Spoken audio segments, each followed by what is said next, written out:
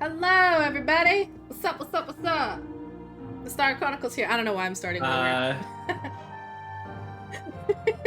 I'm sorry. I've completely shot myself in the foot here. Welcome. Indeed, welcome to Esthara Chronicles. I'm your diggity dungeon master. Devilish Dungeon Mommy. Let's go. You know what? I'm gonna go with Devilish Dungeon Mommy. I'm not gonna stop stealing from all other D&D streamers of their intros. I'm just gonna say Devilish Dungeon Mommy. Sylfania. Then we got Devilish Dungeon Mommy. The DDM. Indeed. We got Bax Obsidian played by Matt. Hello. Also, if you guys notice that the music is too loud or one of our voices is too low, please tell me. I cannot tell what the ratio is. Once again, just telling you in advance. I'll really appreciate your input, chat. We've got Sildanna Markuth, played by no other than Zomdanny. Hi. And then we've got Ferverand Dickens, played by Gabe, or most of the time the camera is going to be on me anyway.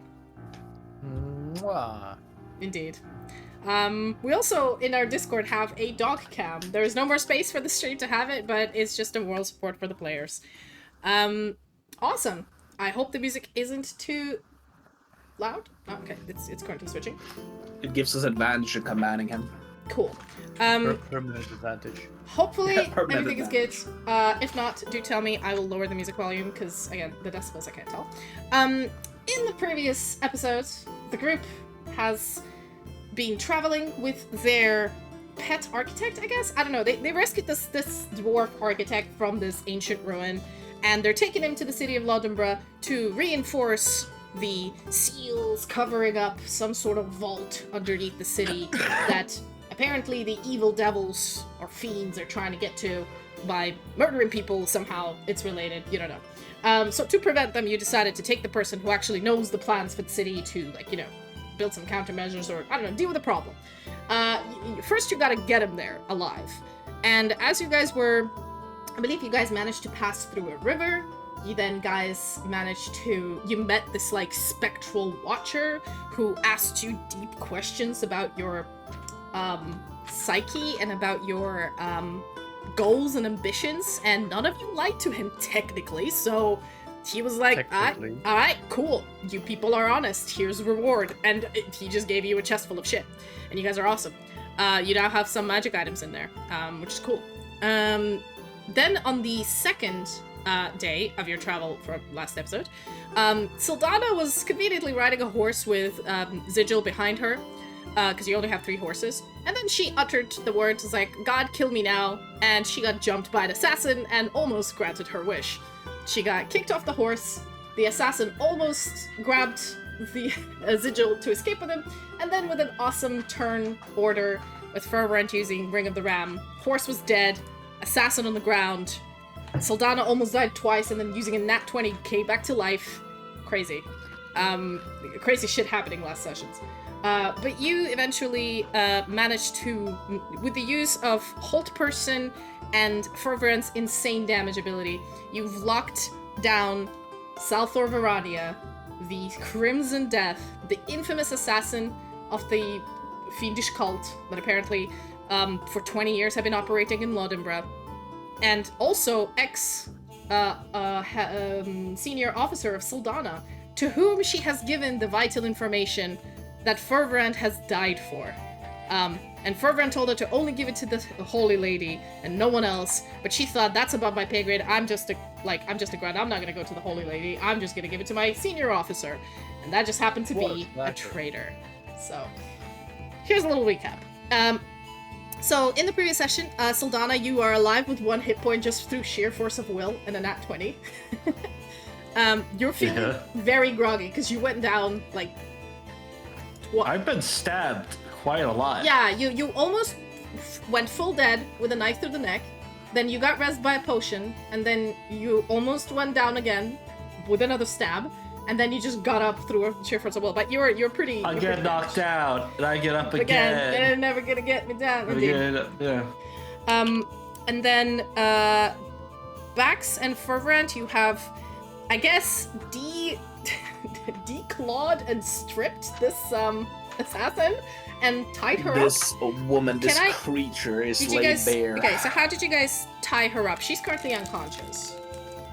Hawk style, backwards. So you tied her up hog style. What else have you done to her? Stripped her. Gag. Okay, so she's hog-tied and has a gag. Cool. Well, we can't let her do like basically like move or basically speak. So she could do magic or whatever. You know what? Fair. She did something with her eyes before. Let's blind her. Fair point. Blind gag the tongue. Why the whole shit? You know what? Let's take it a step further. Instead of just hog tying her backwards, let's actually like lift her up into the air by hoisting her over like a tree branch, so she's technically swinging in the air. Like a piñata. You know what? Like a piñata, but backwards. Okay. Like a backwards piñata. Gotcha, fam. Okay, can you please? Gotta I'll make need some sure rolls for that. she cannot escape. So while she is unconscious, I need you. Who is tying her up? Who is gagging her? I need you to give me, a sleight of hand checks to do it properly.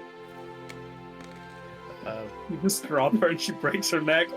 Oh well. 23. I think my sleight of hand might be better. Can I help? If you want, yeah, you can give advantage. Yeah, I'll give him advantage. You are holding your like Alright. bleeding neck and guts in, but you're fine. I like the next step for me would have been a nat 20, so this is about as good as it gets. Damn. Okay. Cool. Who is gagging her and doing the whole blinding thing? I assume you, Bax. Do you want to do your sleight of hand? I don't think it takes a genius to blind and gag someone. Yeah. No, how I was well about do you to like say, I don't stuff know the if that gag takes in? a Do you accidentally choke her? Or... You tie a rope around their mouth so they can't close it, and then you blindfold them. So like, how are we I asking think a her? rocket scientist. I mean, it's like essentially what we have guys is went like quiet. maybe rope we can just put in. Why'd you So guys go like, quiet? how do we ask her questions? We wait until we wake up and you have gotten a nap. Listen, Then we Bax, ask her questions. Max, here's what we do. We stuff her mouth with dirty socks. That way she won't even want to talk. You know what? Hello? You're right. Dirty What the socks, let's fuck? go. This is getting weird now. That's someone's fetish. This is getting really This weird. is getting I don't weird, know. guys. Can we not? Hey, Should we just get to the point? murdered you. She definitely murdered you. This is only one. yes. I don't Doesn't want to help, hear. though. I don't want to hear. This is getting weird, guys. From the Dungeon Dommy Mommy. Yes. I said devilish dungeon mommy. I didn't say dom. Yeah, but in prior fucking sessions, you've called yourself the Dommy Mommy. Okay, fine. Jesus, whatever. Let's move on. You come into my house. Don't Broke teach. that fourth wall over here. He looked at the tree and said, "I don't want to hear you say it." My dog is shedding, so I'm literally getting like clumps of golden fur everywhere. It's crazy. Oh my goodness, glorious. It is glorious, but it is a retriever for lot you. of fur. It's just because he's getting his summer coat. Sorry. I patted him on the head and a clump came out in my hand and I went, ugh. Alright. Bonk the mic. So, Sildanna, do you want to take a short rest to gain some health points? No. I would very much so like to. Go ahead then, I mean, give me a short rest and roll for your health. She's and gonna use be your- knocked out for Good as dice? long as necessary. Just relax. I would very much like to regain my HP. Go ahead, just roll Damn. roll your health dice. Hold on. Need to remember where it is. There's a short rest at the very top Yeah, to the I left. found it. Yeah, and there should be dice for rolling health. Hit somewhere. dice. Let's see, D8 4 available, D10 2 available. Oh yeah, because you have If I different. use- Because you're a ranger and a rogue, so you got two different classes. We're multi-classing here in this joint. I'm multi-classing next level. Nice. Gotta live till the I'm next good level, at being bitch. a warlock. Woo, max. Nice. Number one. Okay. You can roll all of your dice if you like. Yeah, we're Yeah, you can roll all your hit Yeah. dice. I mean, next time we're gonna do a long rest anyway, I think. Yeah. What So are the chances we'll have combat again? Womp, womp, womp, womp. It's Okay, fine, no it's more fine. dice. No Yeah, more but you're dice full is good. health. So I'd say in Almost, about like Yeah. 30 minutes, Sildanna just sits down and starts bandaging her wounds, using her natural like lady's clerical power to just like heal herself a little bit. Again, this is for flavor. While the two of you hog tie South Ferverand to a tree while gagging and blinding her. Okay. Yep.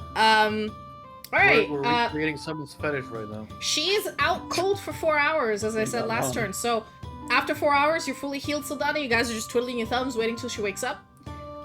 You notice she starts to wake up by being a little bit like by moving her head, and then immediately looking around, and then stop it, dog. Not right now. doggy. You're so calm. Attack Stop her, harassing doggy. me. Look around Um, and go, stop, dog, stop. Stop. And we look at each other and going, wait a minute, she's tied up. Where's the face spirit? Okay. Yeah, Where's sure, the okay. first bit? It's on her. Indeed. It's slightly more weight on her. So she's like yeah, the dog is basically saddled up next to Sildanna, kind of going and trying to lick your wounds to try to help you heal. And you do notice that where he licks, the pain goes away. While the wound doesn't really heal, the pain does subside somehow. You don't know whether it's due to endorphins or actual help. I don't know how fucked it is to know that a dog has a healing tongue and that they lick your wounds to make you feel better. It Well, just sounds dogs- so fucked. But dogs do that. Anyway, they lick wounds. Okay, never mind that. That doesn't mean it's healthy for you. You know how much fucking No, bacteria they have on no, your it doesn't tongue? mean, but it's cleaner than a human tongue. That's all I'm saying. Alright, so it is. I don't know. I've never eaten shit, Natalie. Well, okay, fair, touche. Anyway, she wakes up and she starts struggling a little bit and then realizes she's hogtied, and you notice, like, a few seconds of her assessing her situation, and she, like, stops moving, but she doesn't sag. She kind of, like, realizes that struggling, there isn't really any point at the moment, and she's just waiting. Oh, she's swinging in free space. Yeah, she's just waiting as to what's I gonna hope you're happen enjoying next. the ride up there. God damn it. Yeah, You gotta make some enjoying the noise out. ride? As you say that, she lifts her ear towards where you're saying, and she's kind of listening to you. She's blind, gagged. You can't really tell her expression from what you've done. Alright. So, we can remove that gag, and in that case, you will actually let's have you nod responses for now. Are you gonna play nice? Are you gonna be? Bax, of course she's gonna nod to playing nice. Like what? I don't fucking know. I'm not else an is the fucking interrogator. option? Shake her head and then we shank her? Of course she's gonna nod her fucking head, you dumbass. How many interrogations have you done? I lost count around 74. You know what? Fuck you. You do it then. Okay, now I'm going to take the ball gag out. Oh well, the rope gag, I The guess. ball gag. I don't think we have a ball gag. I don't think we had a ball gag, There's no actually. our motives That if would we had be a ball really gag. weird if we actually had a ball gag. Danny, you got a butt plug in your backpack. You don't get to question me. I'll question. You know, he has a Oh. point over there. I'm No, the one who I'm we have the going to most ask- reason. I'm going to ask you a question, and if I don't get the answer I want, I'm going to cut your throat. Ready? And then I take the ball gag out. Why did you betray the lady? She kind of raises her No, hand and looks starting at out you. strong. Sorry, as the DM, I was looking at the background stuff for streaming. I was checking that latency. Can you repeat your question, please? For me as a DM, not for her. Why did you betray the lady? No, but what you said before, if you don't reply, I'll cut your throat. Oh. Is that it? Yeah, I essentially said that I'm going to take the gag out, and if you don't give me a reply, like an answer that I like, I'm going to cut your throat. And then I asked her, why did you betray the lady? She kind of looks up at you. Well, she Attempts can't really look attempts to anywhere. raise her head towards where you're saying. You know, she starts coughing as the gag's coming out. What? Why are you whining, you little bitch? That's not what she said. That's me telling the dog. Wow, my feelings are hurt. That was not the answer. I'm going to take 3d12 psychic damage. She kind of looks shit. up at you. She kind of Oh, smiles. She smiles. Arms. And then she nods her head towards where she thinks Bax is, because you spoke to her first, and she says, "Well, I'm not the only one of your party who has apparently... sorry. There is a person in your party who has apparently also betrayed the lady, but I don't see him being interrogated." Yeah, you punch her in the face. She kind of leans back. You see a little bit trickle of blood going from her mouth. I She's would still not smiling. test him. He knows what I am. I would not test him on that specifically. You know what the fuck he's asking. Tell him, or he is going to kill you. You underestimate the patience on this man. That's not an answer I like. Let me have a quick think here. 1 second. I'm too tired to care about anything right now. Oh yeah, no, girl, you're just in pain. You're just trying to nap and sip on your healing potion juice. Yeah. Sit down and nap. That's true. He's napping and sipping. So go on. She kind of looks back up at you and says, "Why did I betray the lady, you say? That is your question. Well... Are you deaf? It's simple. I've never worshipped her at all." I see. Well, let's hope whoever you worship has a good afterlife. And then I cut her throat. So... that went fast. What's Well, I mean, like, so we're not gonna find out where she probably sent the book or anything that she had? Irrelevant. I mean, what are we gonna do? Fucking, oh yeah, who do you give the book to? Fuck you, your mom! We can't trust anything she says. Like, we're essentially... Whatever she tells you, you can't believe it. I mean, I got pretty good intuition. I could probably believe it. Fucking insight is not a light detector. It's just body language. Eh? And I mean, what body language are you gonna take from tied up in the fucking air? Question. Oh no, I could take on quite a bit. When you're saying you're cutting her throat, are you using your sickles or using the daggers, her daggers? Sickle. Okay. As you bring the sickle to her throat and you cut, I mean, give me an attack roll. She's Yeah, you fucking yeah, you can get her. It's easy, but like, give me damage for your sickle. Damage. Okay. Damage. Is it considered a critical hit? Sure. I would say yeah. I would say Sure. yeah. It It is. definitely is. I mean, she's not gonna see it coming, that's for sure. 11. 11.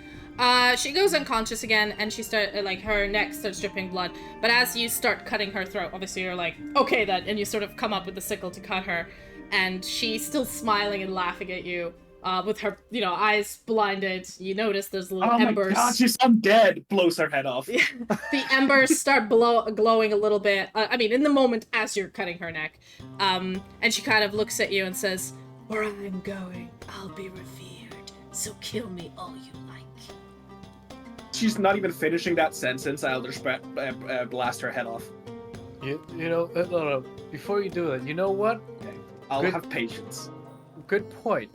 Wherever you're going, you will be revered. Let's stabilize her and make sure she lives for a very long time unable to do anything. Why, you wanna, Sorry, what do you take mean? her a grave and throw it down there? No, I mean, let's, I don't know. Fucking bury her in a hole, put rocks in her limbs so she can't go anywhere, and then just leave her be until she starves to death. That's literally what I just said. Yeah. Let's do that. So, you're as she's saying this, as you're slicing her throat. Sorry, I mean, no he's funny not hat. bleeding out, I guess, but... Indeed. Minus 10 to GM skill. Sorry, Mads, your camera is a little bit... do you mind moving your camera a little bit up? Because your head is a bit cut off by the... Just a tiny bit. Yeah, you got a fat head, man. Fix that. Oh my god. There you go, darling. That's perfect. Okay. I don't see into your ear right now. Can you move it a bit closer? I want to see how much ear. Alright, so what exactly do you do to this assassin you've captured? You slit her throat, then you stabilize her. Give me a medicine check. Fair enough. Medicine. I still think it would have been funny to blast her head off. I don't 11. have a hat. Okay, fine. Just very warm. 11 medicine check. I look back to our good old elf over there. You wanna have a conversation with this lady before we take her on the ground? She's still thinking a little bit. Completely up to you, honestly. Tough to like figure out like what to ask her. Natalie is. Yes. I now have +10 to all my rolls. Because I'm wearing a hat. And roll an intelligence roll to figure out like, or actually, can I roll like wisdom to see like for what? Just what would be a good question to ask her? Sure. Oh, she's currently dying. Yeah, the medicine check, 11, I mean, you slit her throat. She is, like, full on, and while she's hanging, head down, she's full on bleeding out, like, a lot. Not head down, it's mostly torso down, because her limbs are behind her back. Yeah, but she, like, the moment you slit her throat, her head went, like, limp and down, and so it's, like, just... The way the weight distribution works, if she's hogtied, her center of mass is near her ass, and if she was only holding herself up by, she's bleeding out, and with an 11 medicine check, you're not really doing much. Somebody else want to try medicine check? She's gonna roll a death save. Okay. You know what? Very last save. Can I roll at a disadvantage to try to fail it? No, I'm kidding. You know, why don't I rolled a 19 on wisdom. Just to we'll come back to your wisdom check. I'm just checking for her to stabilize first, because if she gonna die, you ain't asking her nothing.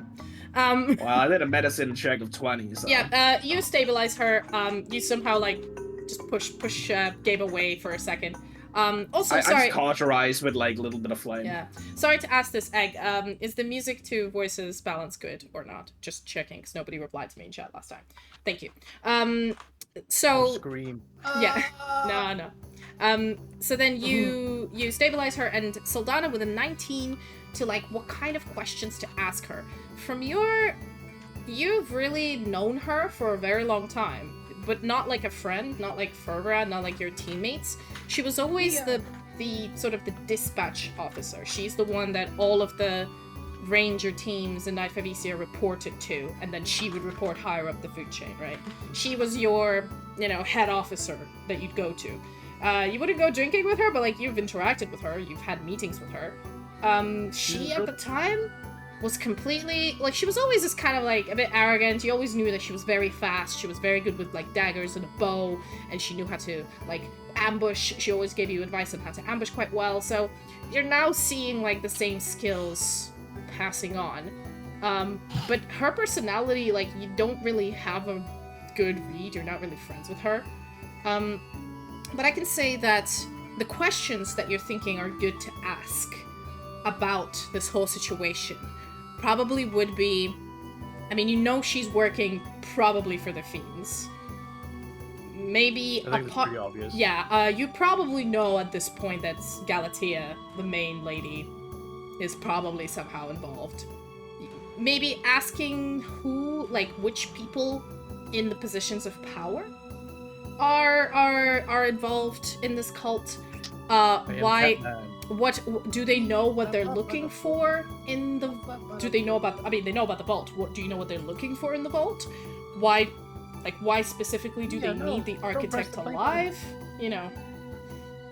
Stuff like that. But at the moment you're just like, these are all the questions that you want answers to, because these are what makes sense. But you're just like, she's probably, not gonna tell us. Or we would need to create some sort of an interrogation to make her tell us. Because she's kind of not afraid of death. At the moment. But you don't know, apart from Galatea, who is, from what you've realized, is pretty much untouchable. She is the highest person in the city. And unless you get an edict from the Divine herself, or the Knight Commander fucking shows up, nobody is just going to get rid of her. And just three of you, you need evidence, you need incriminating stuff, and you have some, but from your previous adventures, you don't really have enough. So I have infernal daggers. How is that not proof enough? You have what?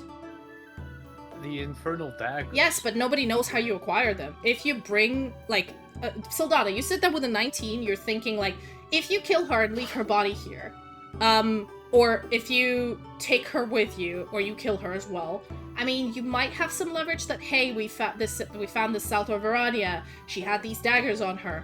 But the idea is, if she's dead, you know, a good lawyer could always spin like, oh, you've maybe murdered a Holy Order officer on the streets, and I don't know where you found these daggers. How can you say that they're hers? Ferverand now has them. You know, you're looking around and you're realizing, because you're in the middle of nowhere, you don't really have any witnesses to what happened. This is an isolated patch of woods. This is where they have Zone of Truth. True, but if she's dead, you can't really... I mean, you can speak with dead, but they can lie to you. Then stacking speak with dead and Zone of Truth at the same time is a bit annoying, but doable. You can Zone of Truth us. That is very true as well. But these are all fair arguments, Sildanna, as you're standing there looking at her stabilized and conscious again. Sorry, I mean, I can't tell you what to do. I'm telling you the logical argument. That's why I rolled for rolled the wisdom roll, just because I needed to figure out well. But what I mean is, with a 19, this is pretty much you. It's a pretty high roll. You realize a lot of the situation is very delicate. Just killing her, killing her and dumping her body here is in your opinion, is probably the least advisable choice, because then you don't really have much evidence. You can kill her and take her body with you. You can keep her alive and take her with you, but it is better to bring her as well. From what you think. For your wisdom roll, let me bring you some perception from me, Gabe, the player, and not Ferverand. All right? Okay. Okay.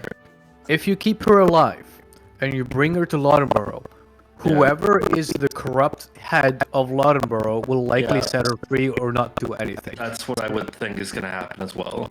If you bring her to any other city, then you're going to have to combat whatever forces are coming after her to save her, if there is a righteous force in that city, implying that they would be somewhat strong enough to fend off said forces. So proving our innocence is going to be more of an uphill battle than the fight we actually had. To get information out of her is nigh impossible, because she knows she has all the cards. You have to have something she wants to be able to get information out of her, and currently she wants nothing from us. Yeah, because we don't really got anything, really, for her. So the best... Yeah, as far as we know, you can poke and prod to see if she wants something. That's something you can try. From Ferverand's perspective, there's nothing we can give her to get her to give us information, so it's better that she's dead than a potential enemy later. What about if we just if we just kill her and we just take her head or something back with us? That would imply that somebody could implicate us as being turncoats. Because maybe I can bluff and try to say I'll disconnect the connection to whatever place she's going. You could try that, but the thing is, he, as far as we know, is still a representative of the Holy Order, while none of us, on paper, are. You're retired, I'm technically a lawyer, Mads is a scholar. If we're found out to have killed a member of the Holy Order, we're likely going to get executed. Mm-hmm. So... This is just, a problem all around, really. Yeah. So the safest option is to just kill her and dump the body. Yeah, there's no good option here, but I mean, as a DM, I can always advise, if you're curious, if you have anything she wants from you, you can always, she's still tied up. You can always just talk to her and kill her again. It's not, so far as you see, you can stabilize her. It's not that difficult for you guys to keep her, temporarily alive and then kill her off later. If you want to ask some questions. Again, as a DM, I'm just giving you options here. You can kill her and move on. I'm not going to stop you if you do that. Worst case, if we kill her, she comes back as some form of demon to whatever has her soul. Or something. I don't know how your demons work in this setting.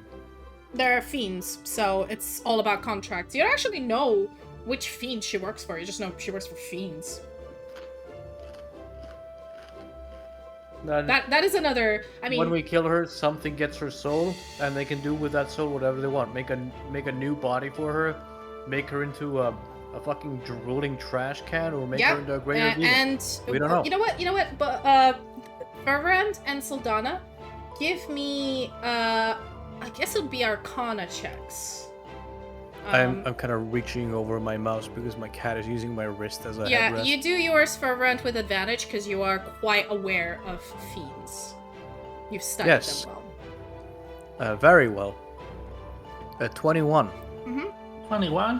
What about you, Sildanna? 21. Oh, hello, buddy. Mia loves cuddles. She loves to Sildanna. use my hands and wrists as a headrest. It's her favorite place to be. I unironically find it so funny that if I do like the V shape with my fingers, that's her like preferred chin resting spot. Aww. Yeah, like I can be like sitting here on the computer with my hand like this, and she'll just be like napping on my fingers for like hours until I have to type something. Fair enough. So, Danny, what's your Arcana roll, please? Oh, my bad. I'm sorry. Did not hear That's you.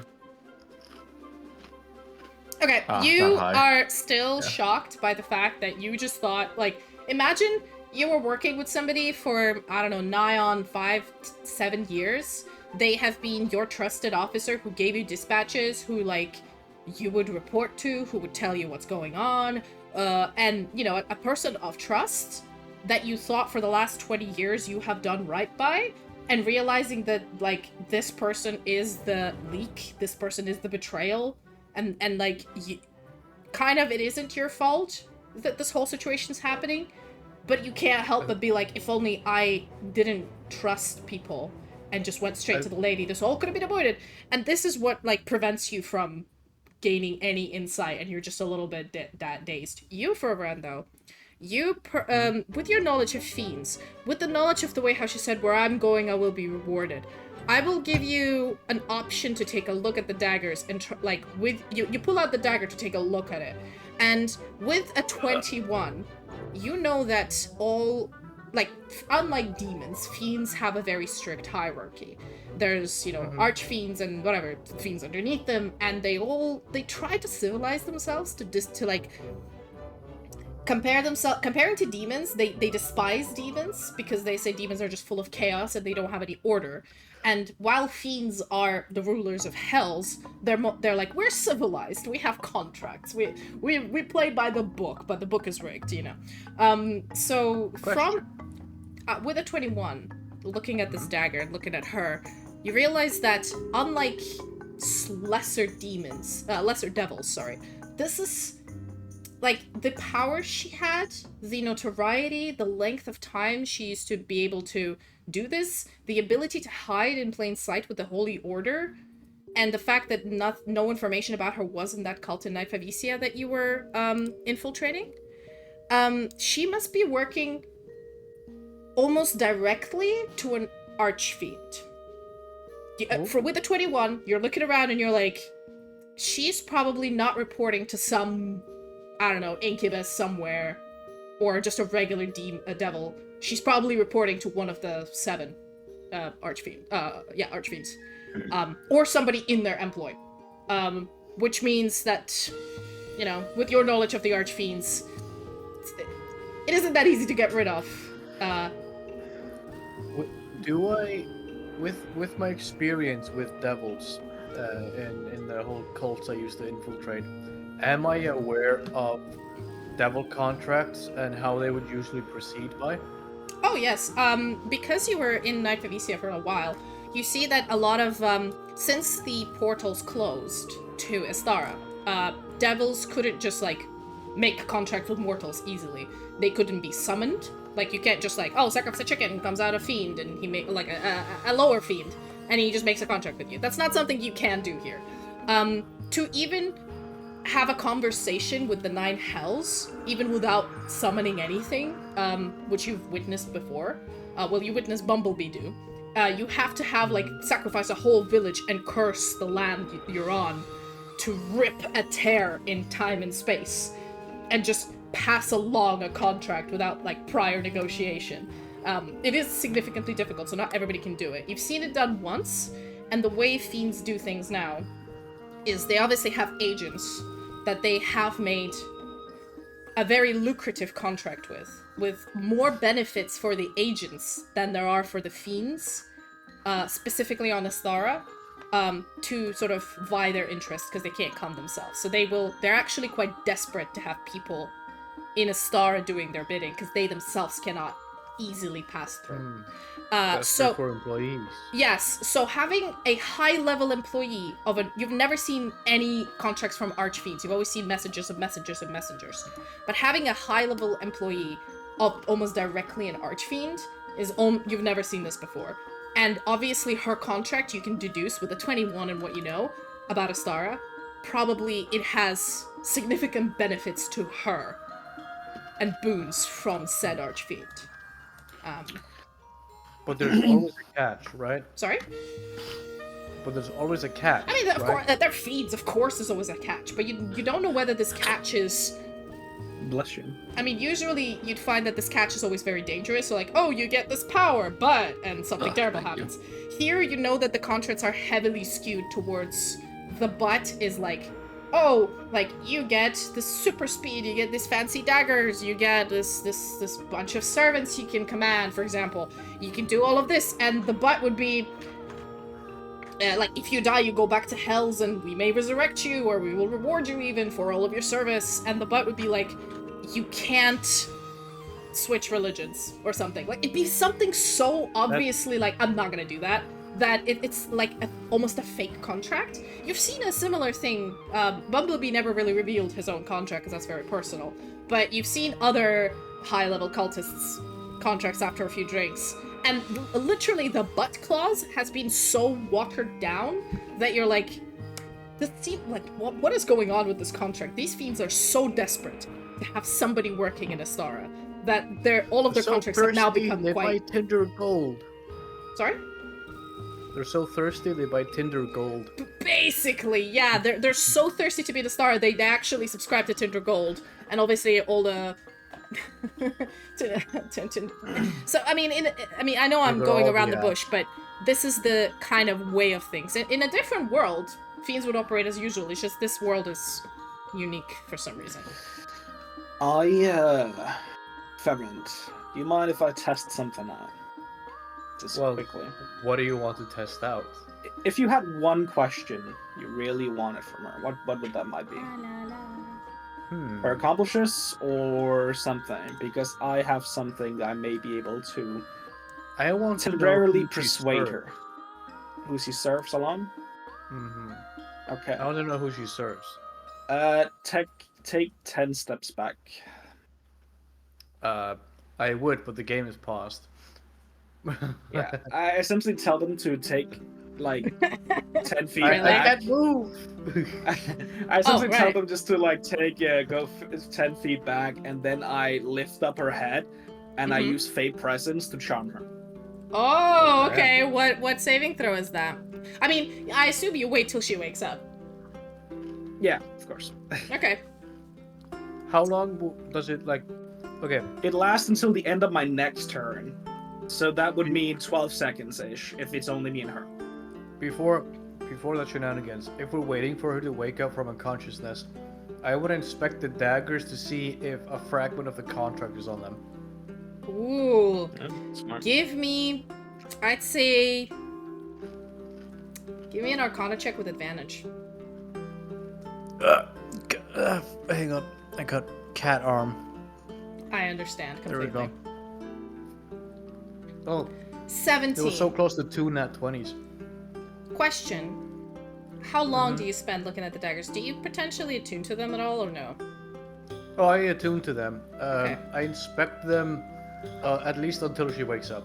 As you sit there and attune to them and inspect them, you can see your shadow buddy on the grass next to you starts moving around and sort of comes up closer to the daggers, and he's got like both eyes and a mouth. He just can't talk anymore, but he's like looking at them excitedly, and he almost has like anime stars in his eyes. Like you get a vibe from him, he's very happy you have these now. And as you're looking up at them, you're sort of moving them in the light. You hear this like weird whispering, and then a name pops up in your head. I love some ASMR. Yes, ASMR. A name pops in your head. Fierna. Repeated constantly.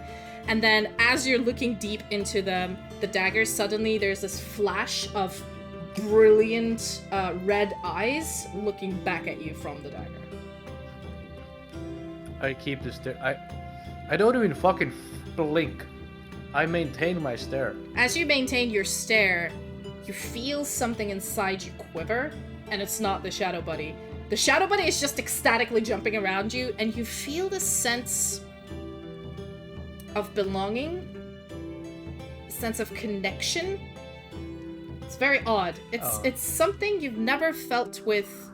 I mean, while you were worshipping the lady, you worked for the lady, you never had this affinity. Listen, I know I'm a tiefling, but like, goddamn, I guess I'm like 3/4 fucking demon now or something. Let me finish. So as you're as you're looking at this, you realize that you've never had this level of connection magically to what the lady says. And while you worship her, this music does not fit this particular scene. I'll just turn it off for a second. While I don't even hear it. Yeah, while you worship the lady, while you obey her and you believe in what she stands for, there is this strange. You always felt a little bit other. You've always been a little bit too ruthless. I'm a little too aloof. No, you were always a little bit too calculative, too ruthless, You were very suited for your job, but even your coworkers would be like, "Bro, for real? Okay. Like, you wouldn't even hesitate. Even during your training, you've always had this absolute just, fuck it, we ball kind of attitude to, attacking, which saved you many times. The quickness of mind, you didn't even think twice about killing somebody when you had to. It was a very clear-cut thing that, gave a awe but strange vibe to all of your other coworkers. And suddenly, when you gaze into these eyes inside this dagger, you feel suddenly this strange click of a connection. The eyes sort of glow red, and then in your head, you hear a voice, a sultry female voice, go, "Oh my. How interesting." Oh boy. I'm spoken for, ma'am. Stay away from me. As don't you talk say to that, me or my wife. I'm spoken for. Don't stay away from me. As you say that to the dagger, you notice that the Shadow Buddy basically like melds almost fully into your shadow and stops moving. Salthor wakes up, and Bax, you're standing right in front of her, right? Yeah, I mean, I'll stand in front of her. Okay. Just for the sake of who goes first, I'm going to roll initiatives for the three of you, if you don't mind. Just Okay. to make it easier for turn-based. It's not combat, it's just turns. Okay. I'll make it combat-wise so you can roll your initiatives, but... My only intent is to stop Max from asking who do you serve into who is insert name, because it was like what Fierna. Fierna. Mm-hmm. I want to ask why they serve Fierna. Like, that's what I want to change the question to. All right, guys, you want to roll your initiatives? Oh, sure. Just so I know who goes first for this purpose of this conversation. Nat 20. God damn it! Why do you Oh always my get nat God. 20s? Because I'm the dice god. 11. My dude, are you kidding me? Fucking hell.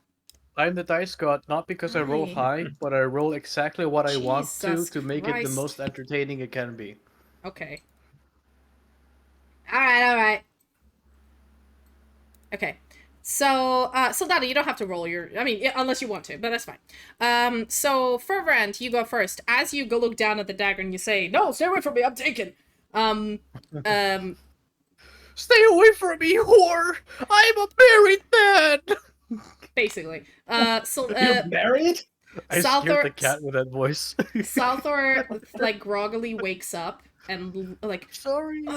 looks up at like, Bax, who's standing in front of her. I guess sorry, she Nia. gets a turn before you do, so I'm just gonna do something real quick. Okay. Okay. Alright. That's fine. Interesting. She doesn't have advantage to this. She does have a disadvantage. Oh wow, I rolled exactly the same number. Okay. So when you tied the ropes, you rolled a 24, right? That is the Yeah. Oh, well, not 24. It was 23. 23. Or something. Yeah. Okay. Yeah, 23. I think it was 24, but yeah. In any Was it case, 24? I rolled a 19 but it was plus something. plus 3. Oh, okay. Yes, it was 23 sleight of hand to tie her into a hog tie. Like, properly tie her up. Again, remember, while she may be incapacitated, she is a professional assassin. Like, she's quite dexterous. So, with a disadvantage, I've been rolling. She's been doing, just moving about a bit while she's hog-tied, which is not a good position, but she's trying. It is her turn. On her turn, what I'm gonna let happen is that she does manage to get only her hands out of the hog tie. The rest of her is still tied up. I cut her hand off. You're nowhere near her. So as she's doing this, she's still blinded, but she doesn't have the gag anymore. You didn't put it back in. She is going to... That's probably going to take her action. I'm gonna let her do that.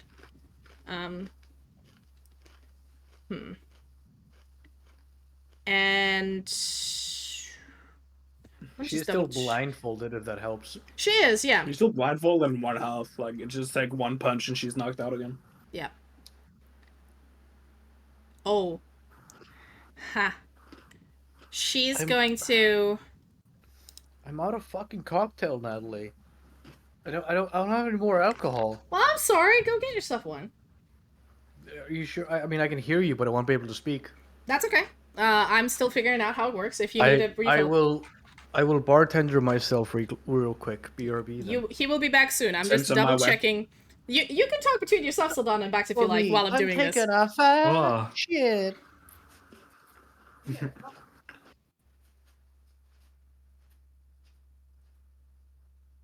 Cool. Okay, so Ferverand is talking with the demons.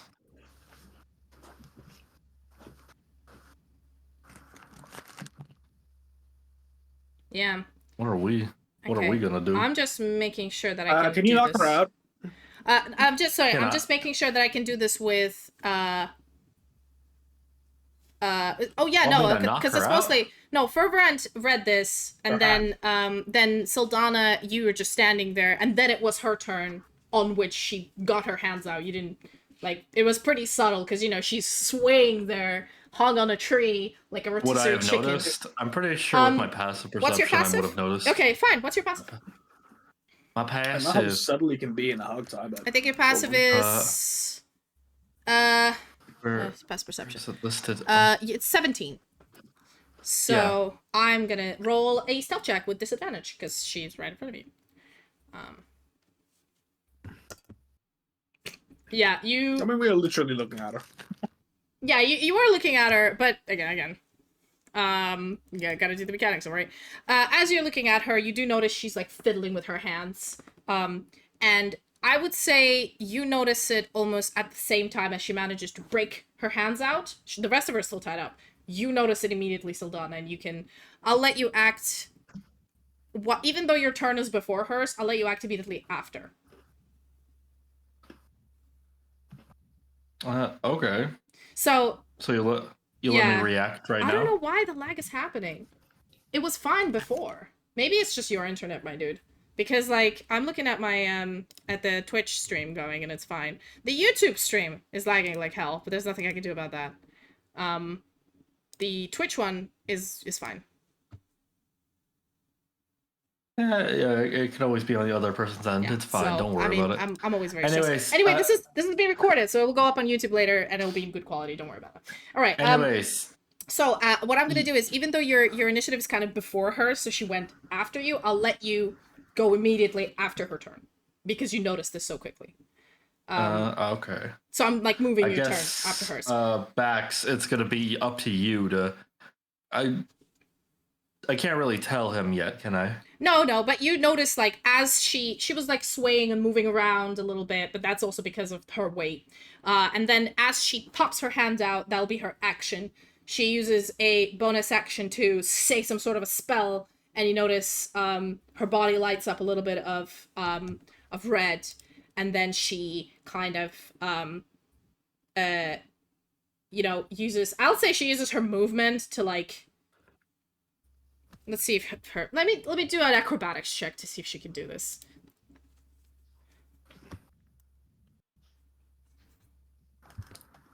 All right. That's a 21 acrobatics. She manages to kind of, so when you tied her up to a tree, I assume you tied her up by the rope to the tree and then hung her over like a branch, so she's hanging, right? Yeah, that would make the most sense. All her like, arms and everything backwards. Yeah, so you tied her up and then you hoisted her from a branch and you tied that to a tree. So she's, yeah. So as you're doing this, she let her hands go, and then using a 21 in acrobatics, she kind of flips, and instead of releasing her legs, because only her hands are out, she kind of like climbs up onto the branch. And she doesn't get that far, but I'd say she gets to the branch on her turn. And then it is Sildanna's turn. You are standing right next to her. She is above you in the branch. The branch, I'd say, is not too high up. But like, I'd say if you jump, you would be able to grab her, because she's that close to you. Or I could use my bow. Yes, I'd say yeah. She's arranged, so you can pull up a bow. I was about to say I can pull out my bow and I'll just use that then. Sure, I would say. I would like to say two things. Yes. One, I put way too much lemon liquor into this. Nonsense. Two, I mean, I actually put double instead of half. But two, good. When I say we pinata her, I mean there's like half body height of rope between her and the branch.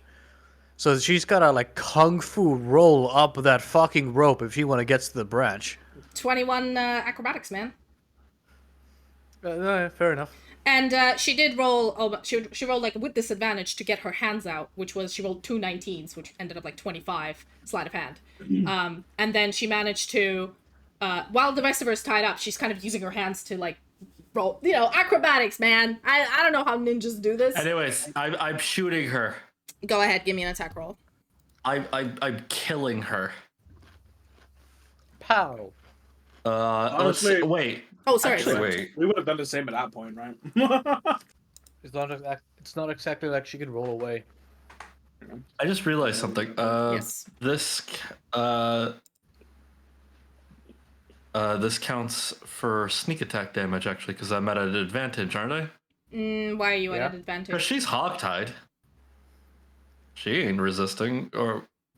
I'd say... Is this kind of prone? Yeah, she'd still be prone. She's tied up. I'd say the problem is, I think you're more used to targets that are a little bit further away than this. You're literally trying to shoot her 5 feet away from you. So... I feel like that makes it easier, but okay. I mean... I'd just say make a normal roll. I feel like we'd be debating the advantage and disadvantage for a while, so just make it normal. I just want to sneak attack damage. And she's not within 5 feet of Bax anymore, so you don't get like the I mean, proximity. she has 1 health. Yeah. She's not gonna knock her down all the way. Okay. But just in case, the hunter's marker. Sure. That's your bonus action. Yeah, that's my bonus action. Your action is to attack. Go ahead. Whoop, whoop, whoop, whoop. Oh, that's extra strong, baby. Oh. That misses. Do you have a second attack? She's got a +4 to dex? Or plus 5, I mean? Yes, she has +5 to dex. Damn, we gotta roll higher than 15, sonny boy. You think she's wait. immune to I sleep? lowered her That could just armor be like- class because you took her armor off. So now, even with that, you're almost there, but you didn't hit it. You need to roll a 15. Well, without armor, her armor class is technically 10 plus her dex modifier. Yeah, her dex modifier is 5. Plus 5. Yep. Yeah, that's what I mean. So you need to... I'm essentially going so close, Danny, but no cigar. Yeah, no cigar. Okay. Do you have a second attack? What? Wait, Does that hit? do you have a second attack is my question. I don't think you do. Yeah, think that's I do, why. actually. Because you took some levels in Rogue rather than... I know in level 5 Ranger you get 2 attacks. What level Ranger are you? I think you're level 4 Ranger? What? You know what? I'm gonna take a look real quick. I forgot. I'm sorry. That's fine. No, you're level 2 ranger, actually, yeah. Oh, okay, yeah, then you don't have 2 attacks. You only have 1, I Yeah. think. Oh. Should have cut off her legs and arms. Well, you didn't You know specify what? If that we you did. manage to knock her out without like killing her again, we're gonna do like duck down so like she only has her head above ground. Hold on. Where is my Only in that case. I'm trying to take a look at your character, Danny, just to make sure that I'm not fucking up here, because I don't want to be an asshole. Give me a second. Just double checking, talk among yourselves. Plan. Do whatnot. So, you ever hear about Darth Plagueis the Wise? No. I No. thought not. It's not a tale the furries would tell you. You see, he was very strong in the art of woo-woo. One day, Oh, no. one day, when his own parents looked at him in the basement and said, "Get out of here, Steven, you don't have a fucking job and you make no money. You're just a waste of fucking resources. Get out of the fucking street and make a life for yourself." So He did that the was biggest... Palpatine's villain arc. Yeah, you only He have... did the biggest ooh-woo ever seen. Yeah, And the Jedi I've have never double-checked. recovered. Sorry. I've double-checked, Danny, and you only have 1 attack because you mostly spec'd into Rogue. Yeah. So you missed that attack. You used your bonus action to Hunter's Mark, so you, I think, get an advantage on also checking for where she is if she hides. That's something Hunter's Mark does, just so you're aware. It doesn't only do extra damage. And Believe, do you want to move? Yeah, movement left. I don't know. I'm at a position where I should be, I think. I mean, what's he gonna do? Opportunity attack you with one hand free? It's not like the entire arm is free, it's just the hand. Yeah. Yeah, basically. Just take a step back, shoot her in the face. I just That's I'm what gonna- Yeah, no, you're perfectly fine. You step back. Can I just let me know whenever I get to shoot her again? When it's your turn, which you've used everything, so it's no longer your turn. It is now Bax's turn. Say, I'm between 2 choices. Do you think sleep can work on her? I mean, she's at 1 HP, so technically yes. Yeah, but she has powers from a god whenever she could be immune to sleep. You could just punch her really, really hard. I can't jump up in a tree. How could she have climbed like fucking 20 feet? Okay, you know into a what? She tree? hasn't climbed. I will tell you exactly what happened. She freed her wrists out of the wrist lock while the rest of her hands are tied. She grabbed upon the rope. Oh, you gotta fucking kill her or not? And God then damn it. did a fucking acrobatics check where she flipped her body and then she hooked her tied legs on top of the branch and then she used her fantastic abs to pull herself up while still tied up. That's what happened. There you go. Are we done now? Can we stop discussing where she is in relation to you? I'm still not risking it. She is about 5 feet above you. That is all I'm gonna say. She's not that high Just up above fucking do something, you. dude. Jesus Christ. Fucking Mario hell. jump it. Just Mario jump it. Be like, Woohoo! yeah. Fucking do something. Alright. Before she I step 1 step back and just Eldritch down. She's outlived her usefulness. What are you doing? Eldritch Blast, I'll yeah. just blast. Right, that's a 22 damage. That hits. That's an 11. Yep, she's unconscious. Oh, That's all I have that to do. was Conscious easy. or dead? Wait, hold on. Unconscious. Well, she's Definitely not dying dead. because you can't non-lethal magic. So we need to stabilize her again if we want to ask her questions. So as you sort of, she climbs up there, and you notice like she moves super fast, and as you're like, whoa, you kind of blast her with an Eldritch Blast. I mean, you gotta know, like, I was watching her the entire time, so I was just... Yeah. It's like sitting down, and then like a fly buzzes close to your ear, and your immediate reaction is to just like shotgun the wall. Yeah. But you hit her, and so she kind of like knocks out. You notice that the light that was glowing in her like whole body and her eyes goes out, and then she just like flops on the ground, and she takes 1 failed death save from flopping on the ground. So we gotta keep her unconscious for a while and dig a large hole and put her down there. You good, Ferverand? Fair enough. I have exactly one question for her. You know what? All right. Well, I guess I'll stabilize. I'm guessing we're out of combat now again because she's dying. Yeah, you're out of combat. I mean, she's unconscious. Cool. So I'm just gonna do another medicine check. Whatever. Do you have a shovel? I don't. Check. That's a Do you 7. have a shovel? Yeah. She seems like you've battered her quite well. She seems quite sturdy, but even then, having her throat slit, then being shot by an Eldritch Blast, and then falling from a tree. Anyone better at stabilizing this home? Let's give this a try. Nat 20. That works. Yeah, okay, she's stabilized. You know what it's like to work on the dead. At this point, I'm just like, please, either die or something happen to this woman. Because at this point, I'm just like, these nat 20s. She doesn't get to die until we get what we want. All right. She's stabilized. She's not rolling death saves anymore. What do you guys do? I need to put Betty Hill music behind this. A hole. I'm gonna. You're digging out. Let's see how long she's unconscious for. She's unconscious for 3 hours. How many Eldritch Blasts on the floor will take it to dig like a 7? Like enough. Well, for one, A lot. Eldritch Blast has to target a creature, so you can't. And for second, I'm going to re-gag her and rebind her fucking hand. Yeah, like, go ahead. let's redo that real quick. Yeah, you don't need to roll for it. You do it well. You just do it. She's re-gagged. She's absolutely gagged. I point at meat and I say, dig. Give me an animal handling check. I completely forgot you had meat with you. I'll help him and Yeah. repeat the same command and like. Yeah, you're fine. So you give him advantage on it. 15 meets it, beats it is exactly the DC, I think, or is it 14? It's 16. Is it? Either way, I still got higher. Just double checking. He's gonna be digging a big hole. I was wondering whether I should like summon my shadow creatures to dig along, but I was like. It's DC 15 animal handling check, so you do pass it. So Yeah. as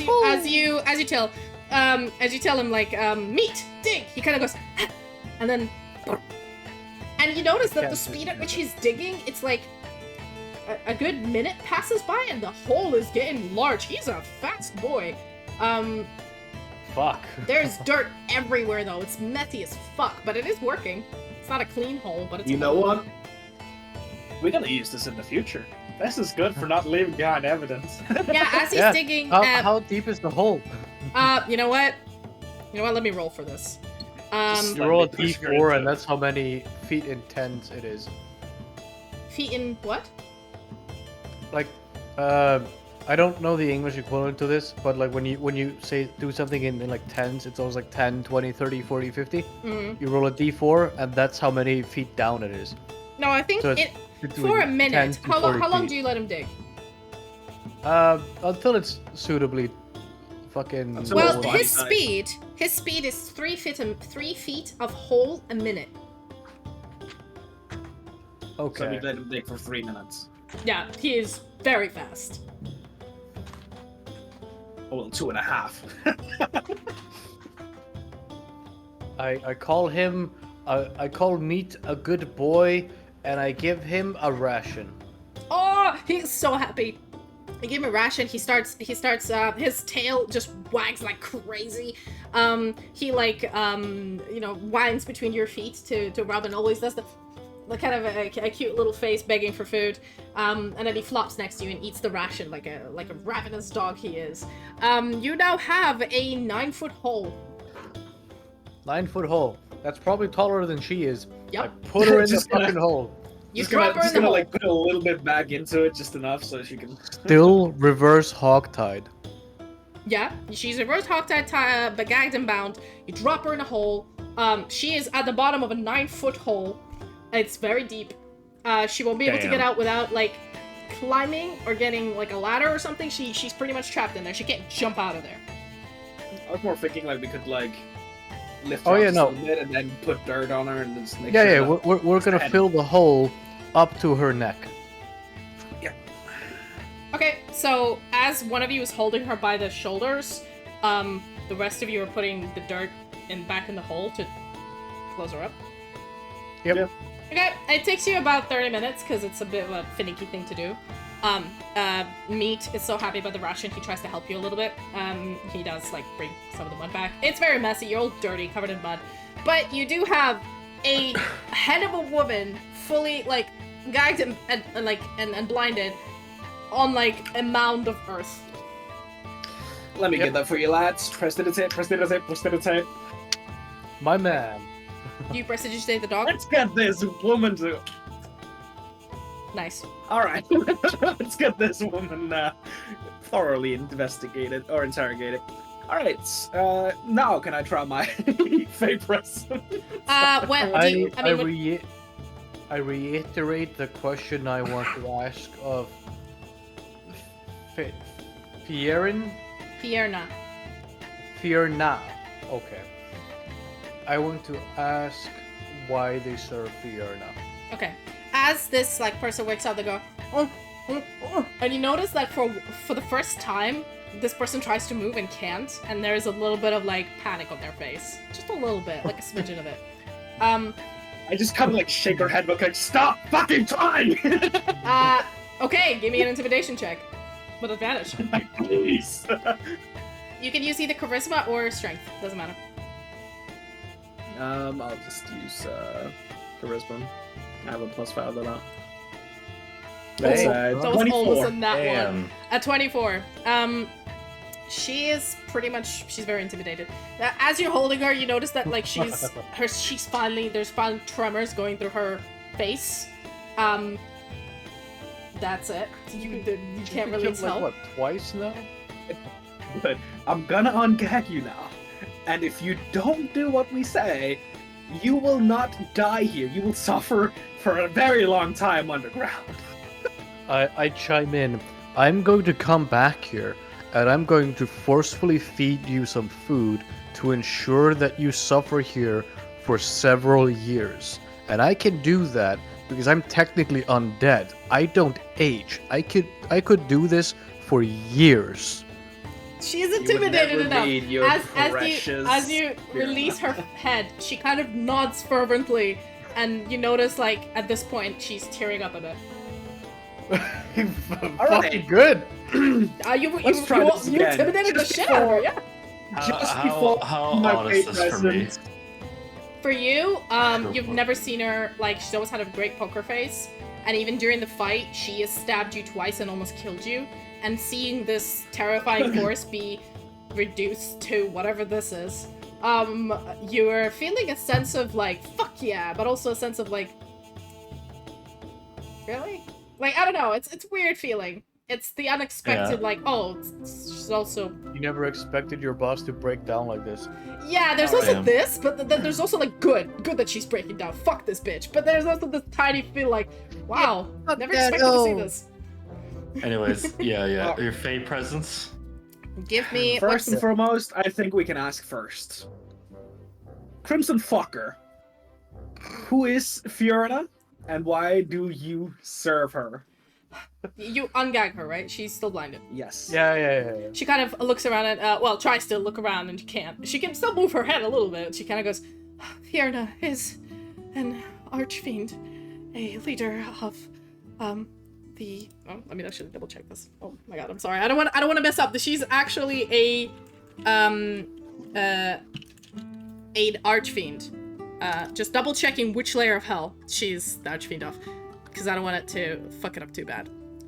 Phlegethon. Hashtag 6th. Yes. She is. Yeah, she's the Lady of Phlegethos. Can I be doing like insight as she's like telling us this? Yeah, go ahead.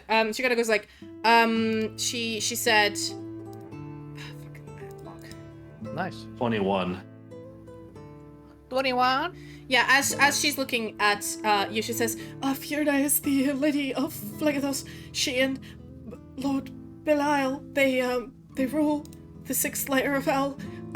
She is powerful, and she has interests in this world, and I've been serving her. She is terrified. Who do you work with? Who's your accomplices? Who do you report to? There's a lot. You notice that she's visibly calming down a little bit, but like she's talking. Give me an insight check, Sildanna. I did 21. 21. She's saying the truth. Oh, sorry, it's the 4th layer. Phlegethon is the 4th layer. My bad. But yeah, she's the ruler of the 4th layer of hell with Bale. And basically, sorry, Archduke Belial. Again, the names getting better. I'm going to attempt a little sneaky beaky. A little sneaky deaky deaky? It's up to the DM's discretion if I roll for deception, because I'm about to pull a really autistic move at this point. Yeah. I'm going to lean down and whisper in her ear. I've heard your dagger's whispers, and I can tell you, your contract is only going to be a prison. Okay, that is a very interesting point, but I want to go on quick break right now because I need to go take the dog out to pee really quickly. Okay. We'll end it on this cliff. Actually, you know what? Give me a roll, just because I'm curious what you're gonna roll, and then we'll continue. Because you're rolling deception, right? Roll with advantage. Fuck you. Roll with advantage. Okay. She's terrified. She doesn't know what's going on anymore. It's a dirty 20. Okay, we will resolve this after a short break. I'll be right back. Dog needs pee. Like a Jewish praise. I don't know. All right. I'm just asking about her accomplishments, and I just see you go down to her ear and whisper something. I'm like, that's some kinky shit right there. See, she's about to. She looks at you, by the way, Bax, and as she's saying, like, well, there's many who worship Fiona, even on this plane. There's a whole cult in Night Phoenicia. There's many agents, and she like is trying to like get her thoughts together to list the names. As Ferverand gently leans over to her ear and whispers. And on that, we'll take a quick break, and I'll be back in a second. Okay, goodbye. See you in the future.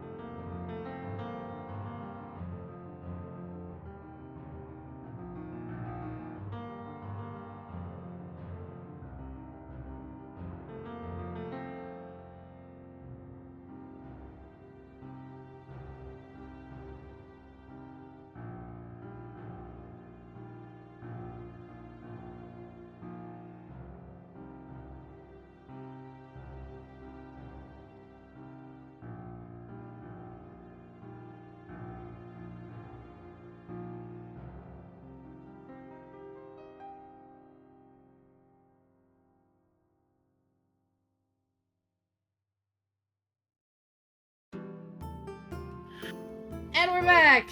Sorry about that. Dog took very long to piss, poor thing. Had a full bladder. Anyway. Yeah, sure, blame the dog. On that note, quick recap what happened before we went on break. South of Verania was basically... Was it Indiana Jones where they had that moment where they got like dug into the ground and just the heads were sticking out? They were like killing the ants or something. She was Indiana Jones. They had an ant thing like that. I haven't watched Indiana Jones since I was like 12. It's a vague memory of an image. I also think there's one in Scorpion King. Or something. Yeah, I think I have a vague image either in Scorpion King or Indiana Jones or The Mummy. It's one of those 90s films or early 2000s films that I was so obsessed with as a kid. But anyway, you know what I mean. When you say Scorpion King, do you mean The Mummy, the second movie, Scorpion King? No. The actual the film of Scorpion King. The Scorpion King. Anyway, I don't know what movie that is, and whatever it is, it's below The Mummy 2. Oh, absolutely. Absolutely. No, it is a no B doubt. tier movie. Anyway, it does have Dwayne The Rock. Was it? No, it's not Dwayne The Rock. Is it? Dwayne The Rock Johnson is a Scorpion King in the Brendan Fraser Okay, The then Mummy he's 2 in that Scorpion film as well. King. Anyway, sorry. Yeah, which Going CGI'd back. the fuck out of.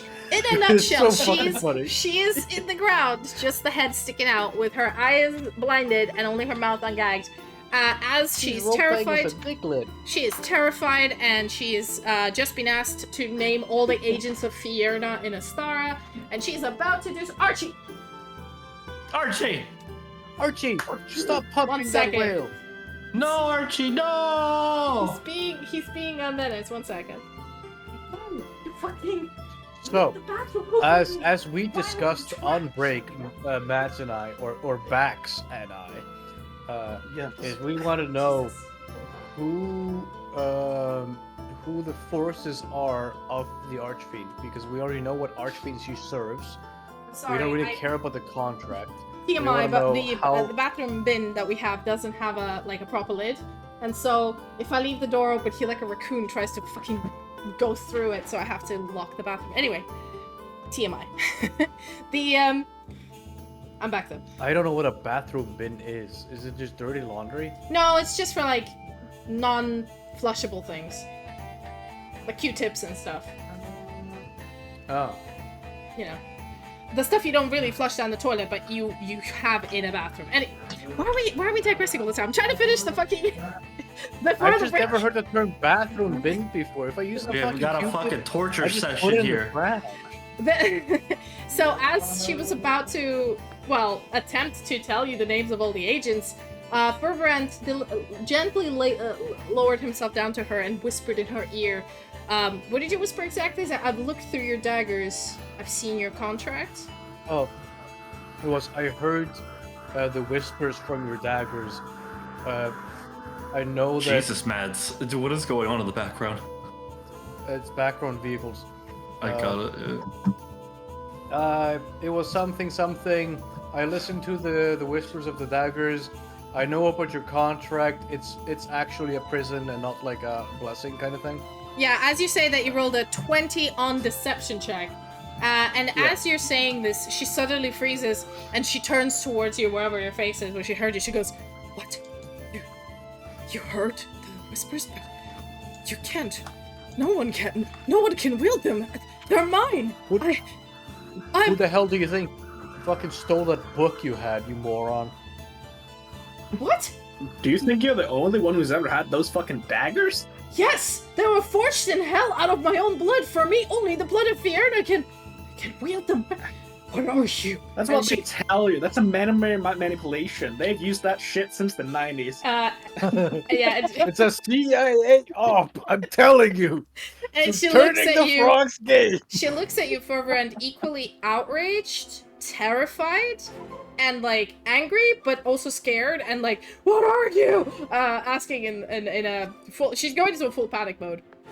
I lean to her ear and I whisper, "You know what's above an archfiend?" "Yeah, that's right." Give me a deception check with disadvantage. Yeah. Oh shit, you dummy. Yeah, ooh, no, that's in that one.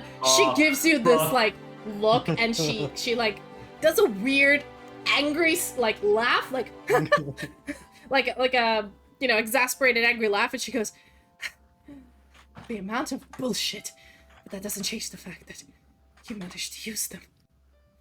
She lied to me. Well, I mean, She lied I to still me. look at him Am I like, not the only one? yeah, why did you say that? She's kind of talking to herself at this point. Hysterical. Yeah, I mean, at this point, she is hysterically talking to herself and like, no, but she wouldn't. She promised. And, she's made, like, weird sentences that you're like, I just give her, okay. like, a quick slap across the cheek. You give her a quick Focus. slap. She kind of looks back at you and goes, what do you want of me? What the fuck do you think? Information. You've already been forsaken. Clearly, Well, listen. Fiona now wants him more than you because he can use the daggers. The so-called special daggers. I won't lie. Fiona did speak to me personally and ask me, for a little handy. But I'm like, no, I'm spoken for. So, like, I mean, I'm not gonna do that. But for all intents and purposes, I would kill her right now, and I wouldn't even think twice about it. But I know you guys have some questions, so I'm gonna leave you to it. But afterwards, can I kill her? Well, it's Now- gonna be one of you guys. It means more for you guys to kill than me. And this is me doing a deception here. I know, like, I know you guys are worried about her, like, coming back stronger than ever, but I mean, I just heard the contrary. She's fucked either way. Yeah, I believe it. Okay. So, tell me, what are your plans with the architect? Why do you want him? Why do you need him alive? My mission was to tail you from Lodenborough when you left to find him. We didn't know where he went. He's been eluding us for the last 18 years. Sneaky, that one. When I found out where he was, when you ventured down into the crypt or dungeon or whatever that was, I was not able to pass because she raises her head, like, and says sarcastically, I am the blood of Fiona. I am more fiend than mortal now. So, Whoa. I could Not not go exactly. through. Which is interesting how you could. And then, says in the direction where you are, she still can't see. And then says back, like, my mission was to bring him alive, or if he carried the plans of the vaults under the city with him, then kill him. Who and gave bring you the plans. order and to whom? She Is kind it of the like same person you gave the order to that would have given the plans back, or what's the deal? she kind of Who smiles would and you have says, given it to? you see, we underestimated how well the divine lady wishes to hide her little vault under the city. We have means of breaking through the seals. They just take time and effort and a lot Yeah, of we know finance. all about that. So, even if we didn't get the architect, we would have gotten there eventually. It's just would have been faster with knowledge of where they're located and what they are. So, once I've kidnapped him or killed him and gotten the plans, I was supposed to bring them back to Lodenborough to continue with the mission. Okay, but who gave you the order? Was it the Archbishop? Tell me it was the Archbishop. At this point, she kind of like does a lean of her head. You can't see her eyes, but in like it's like, like bitch, you know. At this point, you know. Like, Of course, it's the Archbishop back. she nods. Like it's obvious at this point. Like she knows you know. A little bit extra She knows you are aware. But yeah. She didn't tell us anything new. We already know they're trying to break fucking in, and we already know we're going to slaughter all of them like we're gonna Bro. do to her. You fucked around a second ago. I can't fuck around. Well, Sorry, if guys, you're is going your- to fuck around, at least make it believable. Hey. Ah, shucks. Oh well. Well. Let's see. What else could be there? She's kind of like drooping at this point, looking down and goes, I can't believe it. I've given her everything. And she just throws me away for a new toy. Yeah, you were nothing. But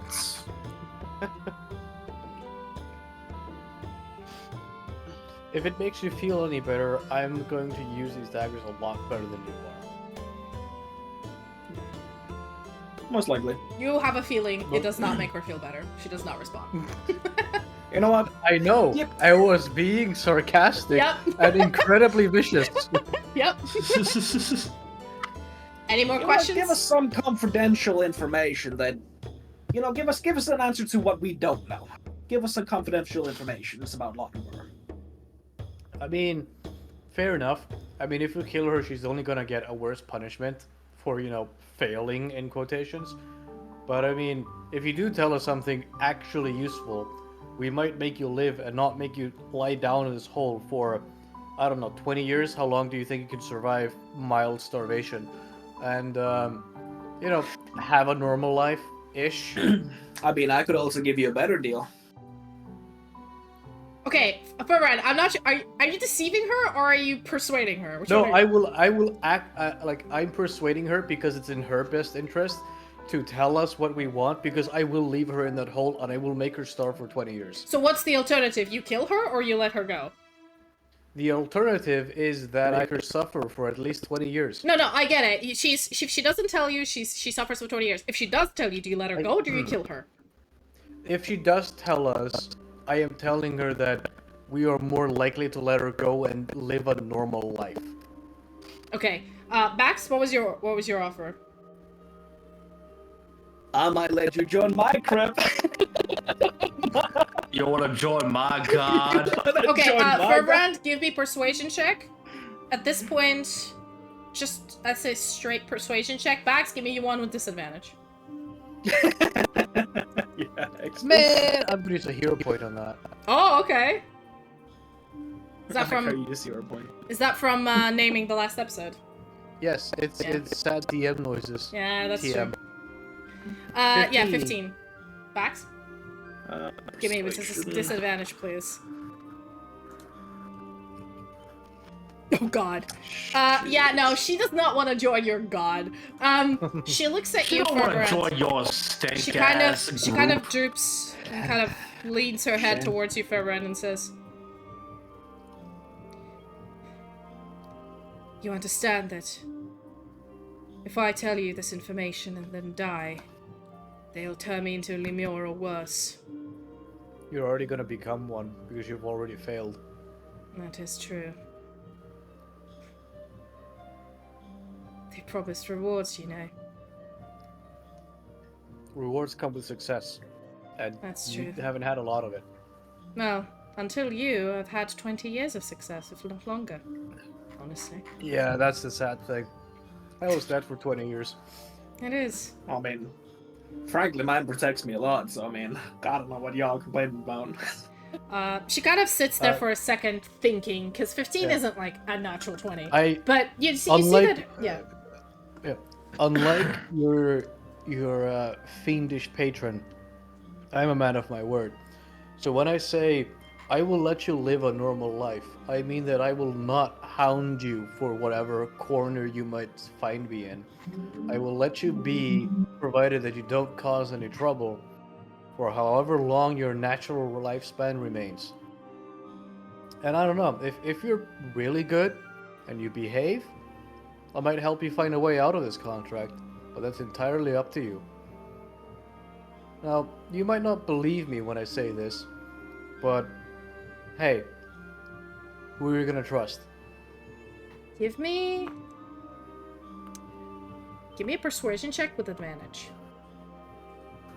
Yeah, maybe a double 12s, 13. I mean, you've been, slowly the argument has been getting from her situation right now is death or life, right? She wasn't afraid of death when she knew that she was the chosen one of Fjernar. She's her blood, she's her champion, and if she dies, she'll just be brought back.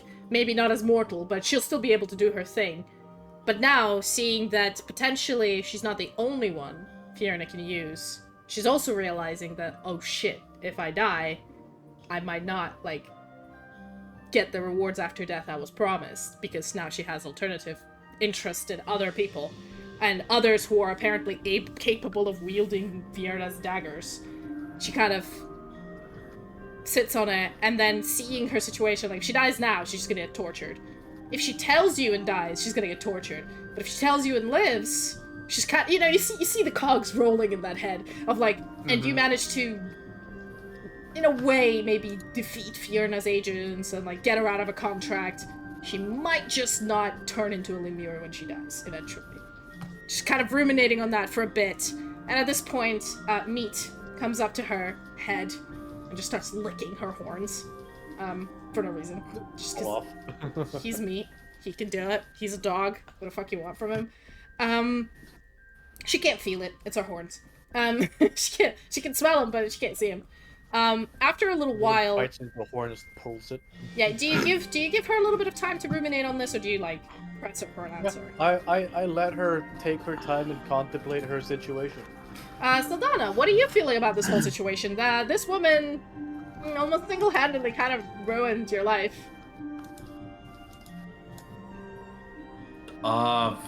You know what? I'm glad she's gonna die buried in a ditch. Well, that's the thing, she might not.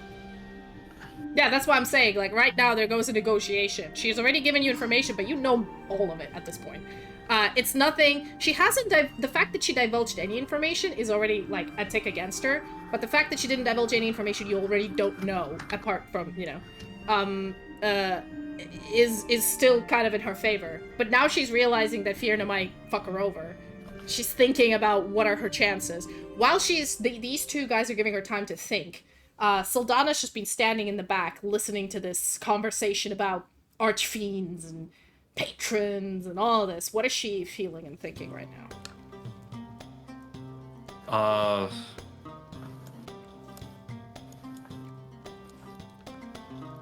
Gotta get that new Gundam kid. Yeah. Nice thought. Wonder what Gundam kid should I get next? Big robots, yes. If she's not really thinking anything, that's fine as well. It's more, I was just curious because you were quiet for a bit, so I was like... And you subscribed to Sexy Bionicle subreddit? I see, so you're distracted while we're gaming. That's fine. Makes sense. Yeah.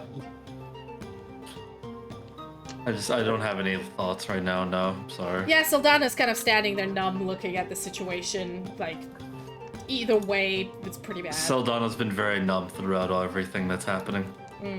After a little while, she kind of raises her head again, signifying that she made a decision. She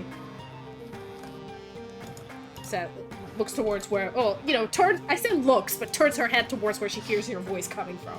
And she says, I know some information. Not all of it, they don't tell me everything, I'm just an enforcer. But if I tell you this information, I want assurances you will not kill me right now. And you will do everything in your power to thwart them, I guess.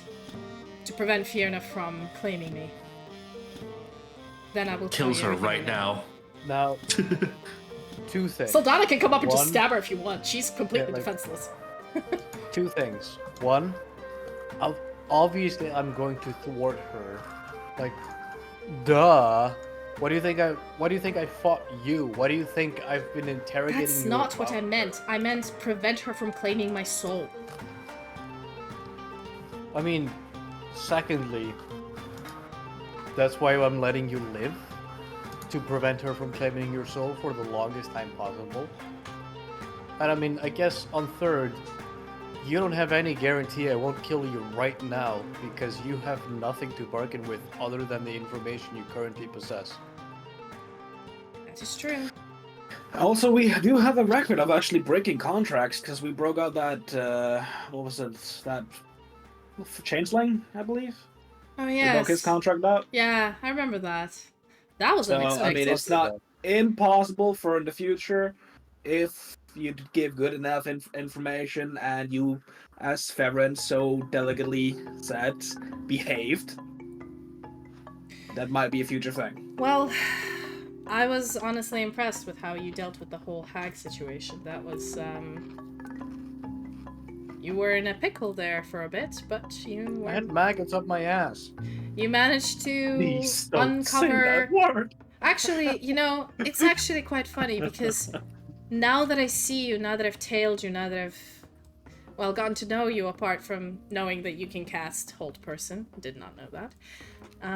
Oh, I can do much more than that. Yeah. It appears Hey, that save it for the bedroom. you guys managed to stumble into the Hag's operation and stop it without actually knowing how important it was. You see, without the architect, without the architect, it is not easy for us to break the seals, right? We don't know where they are, we don't know what kind of magic controls them, and we have no idea how to break them. But we have very smart people in Lodenborough working on a way to brute force a lock of this kind. And at this point, Sigil pipes up, who was just quiet through this whole situation. He kind of goes, "What? You can't do that.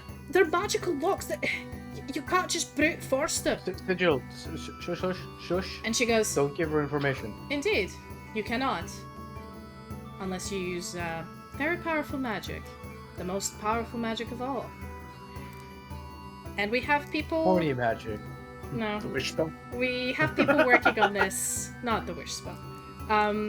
And unfortunately, the ingredients for this particular spell are very specific and very abundant. Souls. I did wonder where the Hag's victims were going to. It's not just the victims. We don't need their bodies. The hags can eat them. It's their souls. Well, I mean, yeah. Their victims, their souls, They're they get being the bodies. yes, they're being siphoned into. I'm not a magic user. I'm I an gotta initiate, know, but where the fuck did you find a false Hydra? a what? I don't false think that was Hydra. one time. What is that? I think that was just Oh. an unfortunate accident. I Oh, have never no mind idea what then. you're talking about. But anyway, you've asked me questions, about and I'm replying to your questions. This method of brute forcing these locks takes up a lot of time, a lot of energy, a lot of money, and it is still unfinished. Which is why I was sent to bring the architect to maybe circumvent that issue altogether. Now, this would delay them significantly if he doesn't come back into their fray, so that is a bonus for you, and you know this. The Hag operation was there to harvest souls from Lodenborough and its surrounding areas to fuel this particular experimental project. I wasn't privy to the gritty details, so I cannot tell you them, but that was kind of the goal. And all of this is to get to that bloody vault. And honestly, I have no idea what's inside. But the only thing I know is that the lady does not wish anyone to know that it exists or what's inside. She went through great lengths to build an entire system of locks that is very complicated to prevent anyone from reaching down there. And she herself is the only one who knows what's there. The fiends, from my understanding, which is apparently very limited, they might keep secrets from me, but from what I know, what I've been privy to, they themselves are not 100% sure what's in there. But they do know that it is powerful. They do know that while it was before the construction of the city of Lodenborough and the Divine conquering this area, there used to be a world tree in this, exactly on the spot where Lodenborough was built, which at the time there were portals that could go to any realm. It was as easy to travel between realms that it is in the rest of the universe. So with a simple plane shift spell, you can just go. Demons could be summoned, devils could be summoned, contracts could be made. It was easy.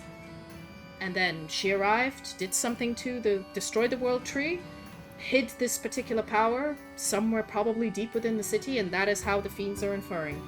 From my knowledge, that is why they wish to get there, to obtain that power to open rifts in Esthara.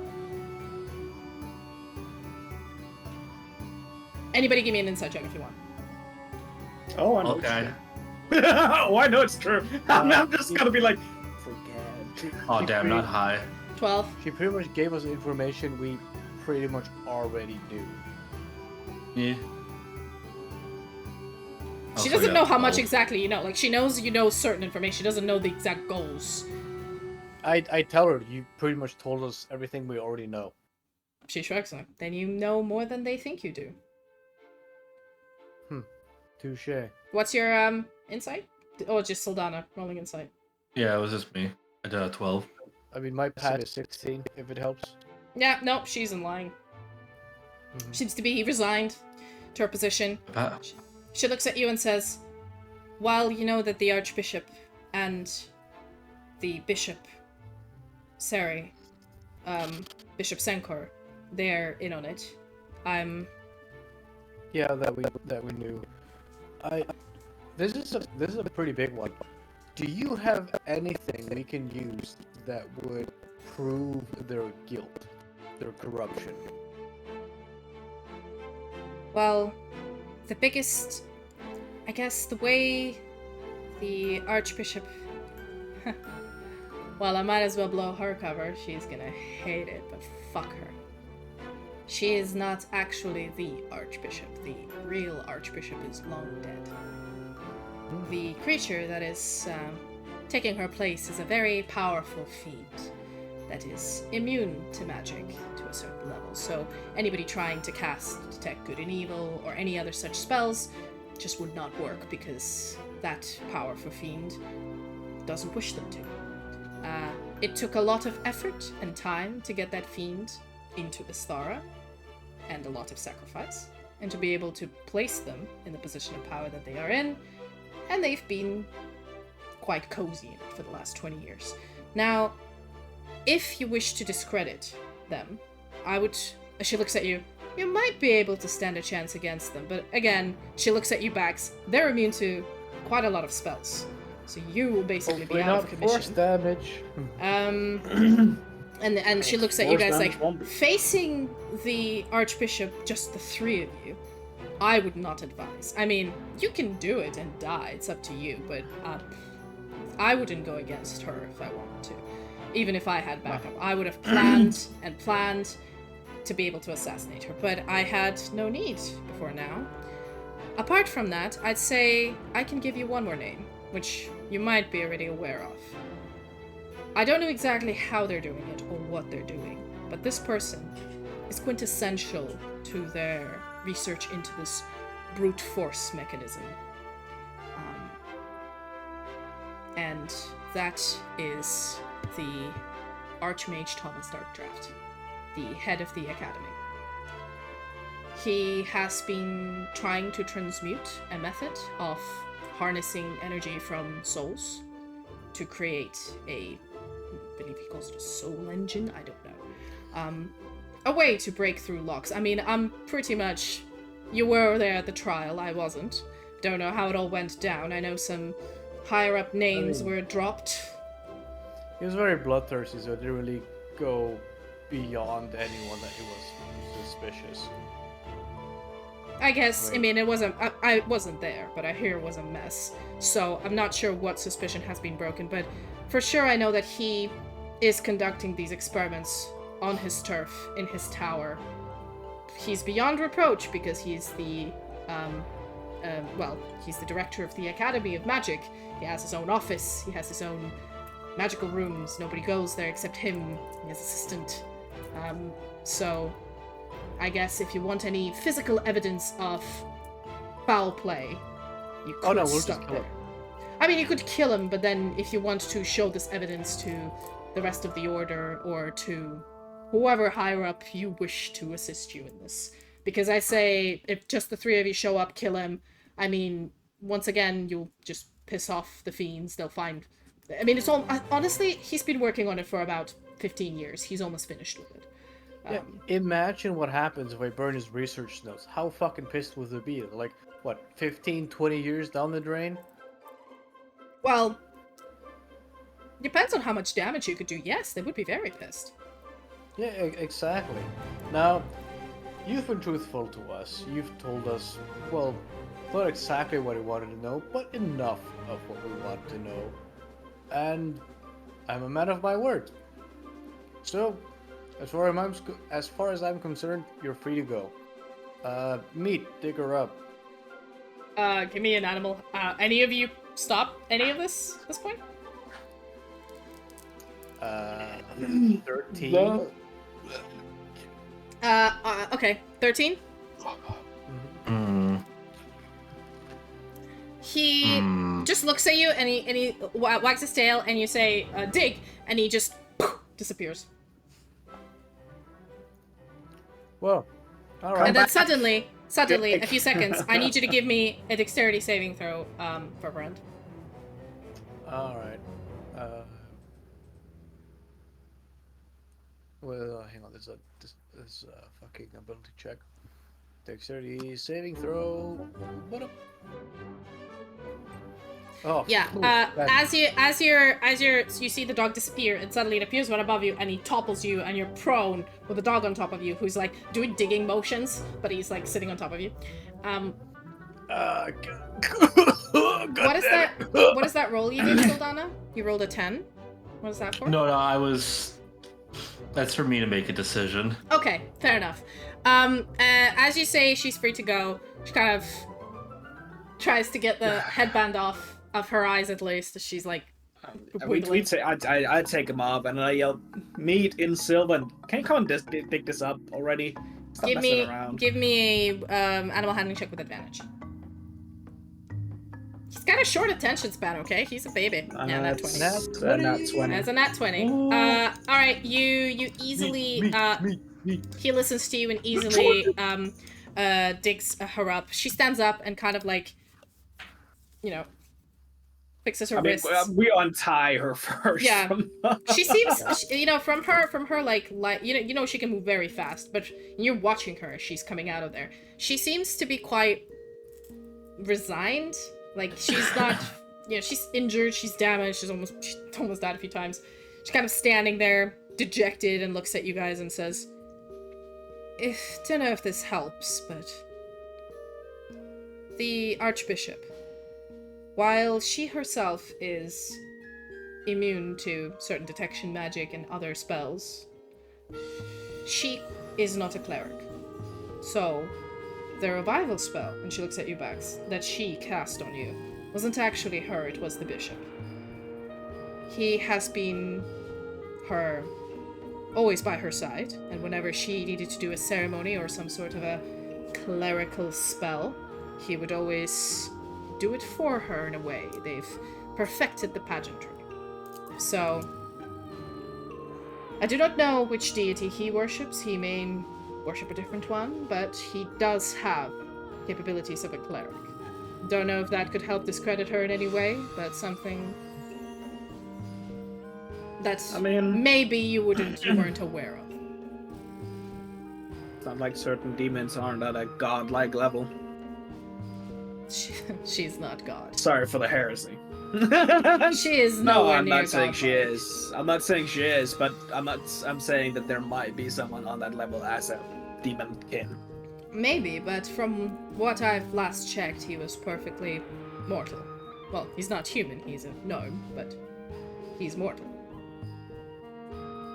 He's not a fiend. Well, here's your armor back and clothes, and I toss it to her. Oh, you give her armor back? Okay. Yeah. She puts it on. She kind of standing there barefooted, looking at the boots that Sildanna has on. You ain't getting that. I don't think she's giving those back. She can have her old boots, I guess. No, fair enough. You can keep, here's 20 silver, you can keep that. That should be fair, cover enough to get you far enough away from here to hide. You're being awfully generous, eh? Alright, I'll take it. Silver? Are you serious? I flicker a gold coin. I mean, find sure. somewhere far away to hide. Don't go to the next town over. I know a few places. It might take me a while to get there, but I could always find work. My reputation does precede me. Well, do remember you need to be in good behavior. Define good. And keep in mind that you're good as in don't go murdering innocent people for devil worship, I guess. If somebody fucking picks a fight with you at a bar, I don't care if you break their neck. But do keep in mind that you are currently unarmed. Indeed. Well, that may not be Try for long. adventure work. Try hunting monsters. I was thinking of more applying my skills in Charmant, maybe. Police work. They do appreciate assassins. GFC is our idea. Don't steal that. She kind of looks at you and says, and she's standing there thinking, like, they do appreciate very good assassins in Charmant. That's a political cesspit of that. Worst case scenario, Timberlit would be fine. I mean, it's dangerous, but doable. And, you know, she's kind of just thinking of places to fuck off. She's planning to get out of Ravidian Empire completely. Alright, well, you do you. Alright. Alright, live a long life and, you know, don't die early, or you know what happens. Before you guys good, leave, Sildanna? she does... Oh. Nope, just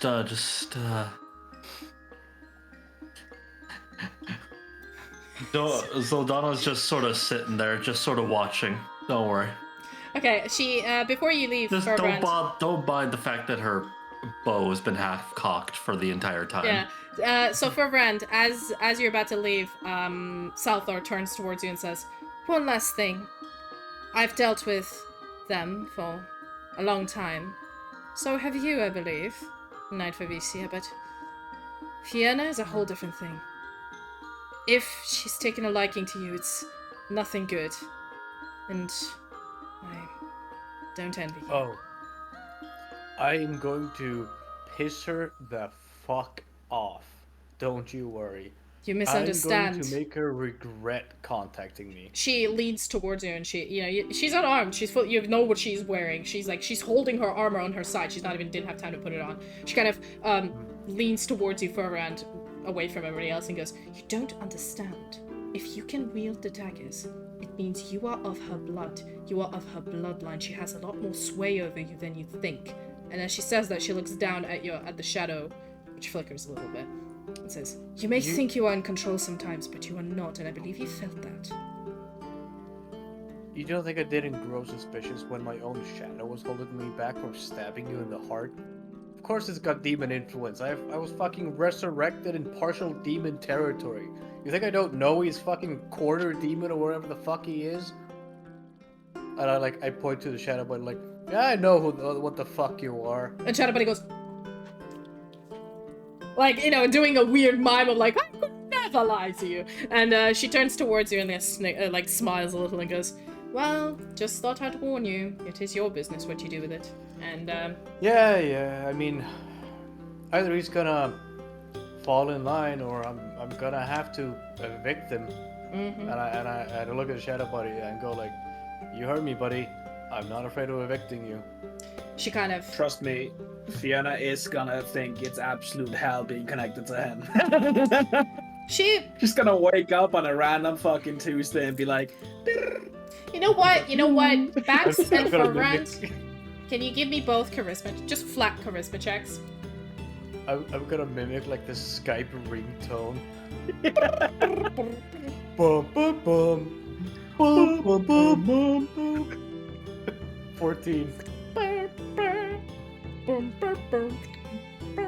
17. As you're saying this, she kind of like smirks a little, and you notice that her body language kind of relaxed. And while she looks at the rest of you, you don't see any affection, but you also don't see any hostility. And even then, when you're looking, she knows we're gonna be annoying little shits no matter what. Yeah, she kind of like, you can tell from her own experience, she's aware of it. And as she looks on all of you, you Bax and you Ferverand, Sildanna is in her own little world. I'm gonna let her analyze that later. But the two of you realize, like, during your interactions with her, like the whole stabbing Sildanna, all of that there was never any like malice in it. It was all very like, it's a job. It's a job. And so now she realized that her job has fucked her over, and she weighed her bonuses. She's an extremely selfish creature. She's not out there to help, but she realized that in this particular situation, it was better.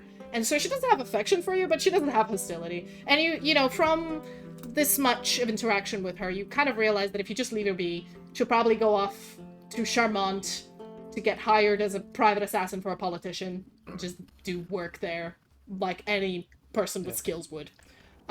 Before you leave, I would suggest getting rid of any demonic artifacts because they could track you through that, and then you'll probably die an early death. She kind of looks at you and says, she looks at you and at Sildanna and she says, "The two of you've got all of my artifacts I was given. The only other one is my blood, and there's nothing I can do about that. Not anymore." Well, I mean, I'm definitely hoping they track me through your daggers because it makes it easier to find them and kill them. Good luck with that. I would say it was a pleasure, but I would be lying, so have a safe trip. We did kind of torture you for a bit. And she kind of walks away, and you notice that Zigil kind of like backs away from her behind Bax. And at some point as she's walking next to him, she kind of looks at him, and she goes, "Wah!" And then she just walks away laughing. And 1 second you blink, she starts running, and then she's gone. Alright, Bax, you got that memory spell, right? I can pull out my own memory, yes. Can you pull out other people's memory? No, not without see-through thoughts. Do you have see-through thoughts? No. Alright, that's what we're getting. And then, Sigil, we're going to pull out the thoughts of everything you know about the arcane locks, and we're going to store them somewhere nice. Is it It so that... doesn't make you a liability. Is it so that... Okay, does that so mean... you don't die. Alright, but, I mean, so they will stop looking for me then? I mean, if the thoughts are out of my head, it's basically like the plants. They don't need me alive anymore, do they? No, I mean, if we've taken the plans out of your head and stored them in a crystal or apple or whatever the fuck, they have no reason to keep chasing you.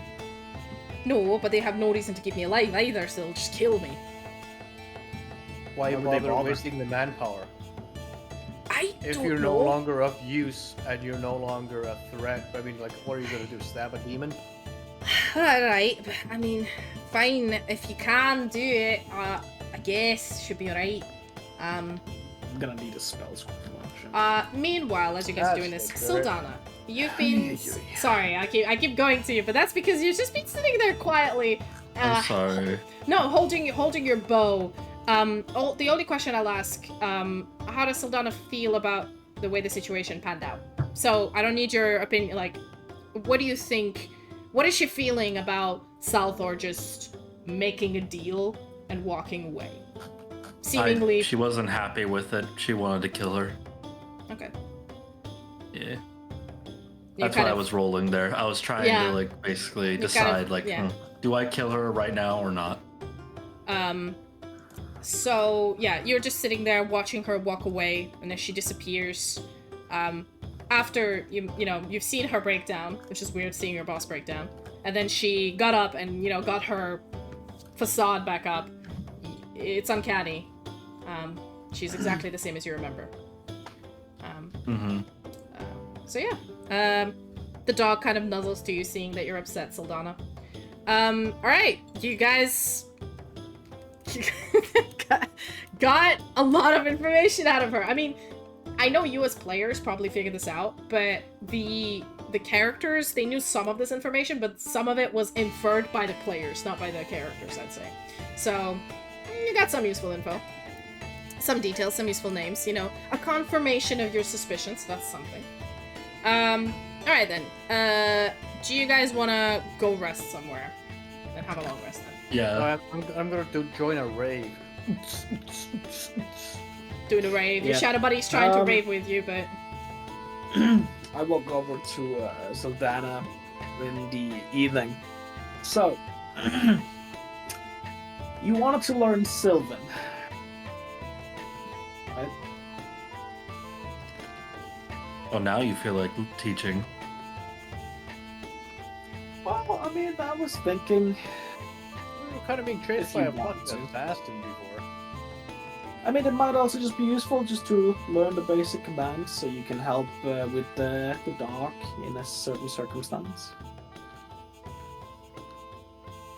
And maybe, just maybe, and Ferverand doesn't hear this. That's just you and me. Oh. You might, if you want to, I can introduce you to a certain individual who might be able to grant you a little bit of peace of mind. Are you becoming a fucking cult leader? I'm about to say, I love this. you trying to get me into the So for those Have of you you in heard about chat, my Lord and Savior? Are you trying to convert me Yeah. right now? those of you in chat, mean, this is a highly political, religious setting. This is basically Vatican on drugs, or the Imperium of Man, with only the God Emperor. Anybody who believes in anything else is a heretic, okay? Now, Ferverand here is an agent for the crown, as they say. I'm an inquisitor, baby. He's an inquisitor. Sildanna is an ex-soldier. And Bax is a warlock of a different He's a god. heretic. And so he's a heretic hiding in plain sight. He's basically an unsanctioned psyker. And so, you know, just so you know about why there's a lot of tension going on, and that's why I love this. I'm currently not really like role playing a whole lot because I'm not really feeling well No, today. that's perfectly fine. I just thought that in this situation, I didn't want this whole interaction with Salthor to go by and you not have a chance to at least say how you feel, you know, even just for a sentence. Mm-hmm. So that's the only reason why I bothered you for a little bit. I mean, he has very good control of the mind, and he would likely be able to stabilize you. Not take away your memory or whatever, or control you, but be able to relieve. If you truly want. Now, if he converts, just if he converts, does that mean he no longer rolls PTSD, or are you gonna be like, you make him so numb that he doesn't think about anything? And follow-up, does that also mean you gain a level for converting someone into a faith of 1 to a faith of 2? It's a It's faith not of a faith like of a small one. group, but My dude Ferverand, it is not a faith of 1. But I said in my kind of mechanics from what Bax is trying to do here, I'd say Sildanna, all of the triggers that usually trigger your PTSD, I'd say, depending on how well the conversation with the Whispered One goes, and what kind of insights he might give you, he's not, as Bax said, he's not erasing your memory, he's not rewriting your memory, he's just giving you perspective. Like a very good shrink. He's just giving you perspective, the work is yours. And if he's maybe helping you with magic to obtain this perspective rather than stop your panic attacks.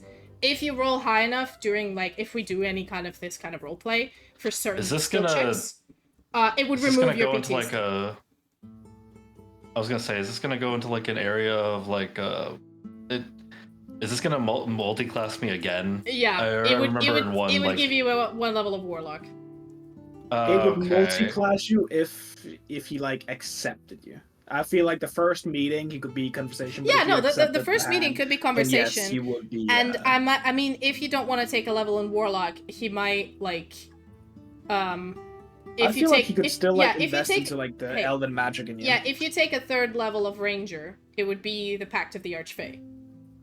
I would like to argue. We could do something with it. It doesn't have to be. Not for Danny's sake, but for the cult's sake, I would like to argue that his multiple followers, his family doesn't count. They're pretty weak. We don't have a lot of combat power. Yeah, that's to be fair, but how strong of a follower are you going to get out of a submissive house dad fucking sex slave wife? I mean, he the puts wife on is the maid dress, he takes the pegging, he wears the bondage. What is he gonna fucking worship It's to? true. Not to fucking God. He's gonna worship his wife's fake cock. All I'm gonna say is, any kind of, apart from Divine Miroslava, all the other cults and religions have dwindled over the last 1,000 years. Finding clerics and priests of other religions in other countries, like Mystarian Kingdom or Charmant or the Elven lands, is rare. Many people have lost their beliefs in their gods because they, haven't seen or heard from them in a while. Except the elves, because of their long lifespan, they still remember some of them, the time, like when they were kids. Wicked fucking yeah, it's like they still have the belief. There's only one generation or two generations that passed from the gods, while mortal races have already gone through the grinder. And any entity, to take over. Yeah, any entity from outside of Esthara trying to exert influence in there would be limited. So that's why Bax's cult only has like the Falanel family and the Obsidians are like as far as you know, the only 2 agents. He might have agents in, like, the Elven lands, but the only ones in Esthara are these 2 families doing stuff for him. You, Bax, you don't know. There might be people worshipping him in the lands of the elves. You've never been. Fully possible. It should relate to you very much too, because the ultimate task is saving a child. A child. Not multiple, just the one. Well, to be Just the honest, one. you don't know anything about this. This is only information privy to Bax. Oh yeah. I mean, I didn't say it out loud, but What I mean is, please be careful. I know you're trying not to metagame, but please be careful with what information you as players tell the other players, because at this moment, that vision you had with your god is only privy to Bax and the Whispered One about who he's looking for. The Sildanna and Ferverand have no idea. I will, like, hold out my hands. Join me in my dream tonight. Not in a weird way. Join me in my dreams tonight, sweet love. You made it sound weird. This feels like, Baldur's Gate, where you, like, randomly accept something what, like, Gale does, and he just has sex with you, like, whoa, this is not what I accepted. That's what it feels You like. want to practice magic? Okay. You accidentally click the dialogue option that lets you have gay sex randomly. You're like, whoa, hold on. Yeah, basically, I'm just like... Innocently, not This is not what I signed up. I thought you meant this literally. Holy shit. No. Back off. Yeah, I remember that. I was almost baited into that as well. There is no shame in an initial meeting. You can always disagree or say no. This is not forced. This means you can wear protection. Yes. So will you take my hand, Sildanna? Will you take a poor sinner's hand? Take my hand. Please don't break out into song. This isn't Disney. Oh no. Fucking copyright kicks in. No, stop copyright.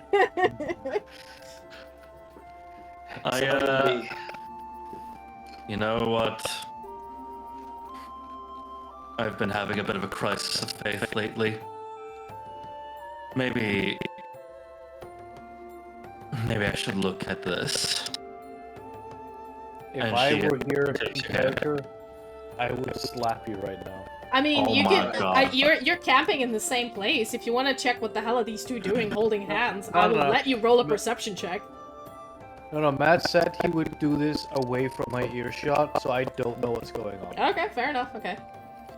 Yeah, I'm pretty sure he would look very much down upon me trying to convert someone. It is very clear. Okay, fair enough. I'll go to church with you. Alright, Bax, I need you just to see if you're rolling that one. I need you to roll me a religion check.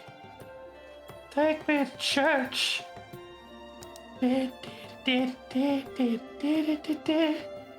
Bax, damn. why can you never roll on your die for a religion check that's higher than 10? Except for the one time when you were dying and you rolled a nat 20. Like, It was like one time. I'm proficient, I'm +5. okay, Sildanna, I need you to roll me a religion check with disadvantage. He only gets a nat 20 when I want him to get a nat 20. Gotcha. I think we've established pretty thoroughly I'm the dice god. I mean, I do believe I do have an inspiration, but 11! Hey, same, it actually. matches. As you're sitting down, I'm gonna roll a percentile die, and if it is 25%, is kind of the chances of it working. Is it 25% lower or higher? Of like lower, because lower is harder to roll. So anything from 1 to 25, which is 25%. You manage to it works. If it doesn't, it doesn't. Because you rolled pretty shit. I'm gonna be honest with you. You know what? Can I? If you saying it rolled that shit, can I just use the inspiration? Oh, Yeah, I was about to say. Yeah, sure. He has it, doesn't he? Yeah, go ahead. Oh, that's a lot better. All right, fair enough. 23. Now it bumps up to like 45. No, because you rolled such a high one and Sildanna rolled kind of mid, it'll bump up to 75%. So. Oh, come on, 99. Oh my god, imagine. I rolled a 14. So as you guys sit down into this meditative state, you sit and Bax, you've done this millions of times. Sildanna, it's your first time. You close your eyes. You're like, is it working yet? Is it working yet? Is it in yet? Is it working yet? These edibles ain't shit. And as you're kind of opening your eyes, suddenly you imagine you're sitting down. You immediately open your eyes and you're sitting down, not in your tent where you were before, because I assume you just broke camp and started tents, whatever. Yeah. Leeway all that shit, you've done it. I take Sildanna to my mind palace. You open your eyes and you're in this like foggy. You're sitting. So Sildanna, you're sitting in complete fog. You cannot see anything except Bax's hands, and then he disappears into the fog. He himself, you can see only hands holding you, and then like outline. Bax, you open your eyes. We got like ads in like 30 seconds. Yeah. We can have a quick 3-minute break. I need to refill my drink anyway. For the ads. Okay. If you guys need a quick drink is full up. a quick piss. Just because this moment is very dramatic. Pee break. Don't want to keep it for the wash ads. that fucking toilet. So yeah. 3 minutes. Let's go. Okay.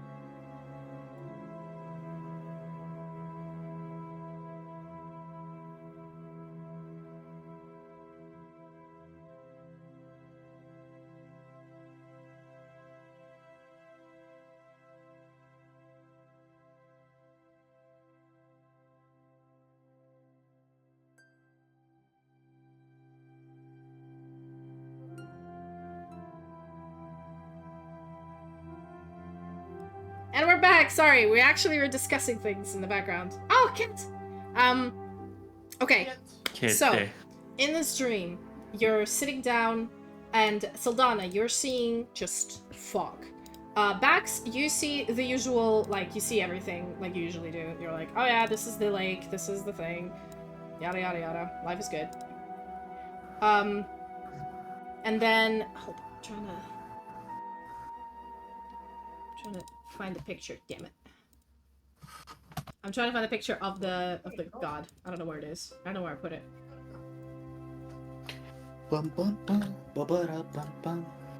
There we go. Okay. So just to have it. So as you sit there and you see the lake, Sildanna, you're still kind of in a fog, but you're not in the tent anymore, and you don't remember falling asleep, and you don't remember staying awake. I need you to give me. You know what? Just give me. What kind of check do you think Sildanna would do? Like, she's currently sitting in this fog, holding on to bags, but she's clearly not in the tent anymore. What is she feeling? What is she trying to perceive, do?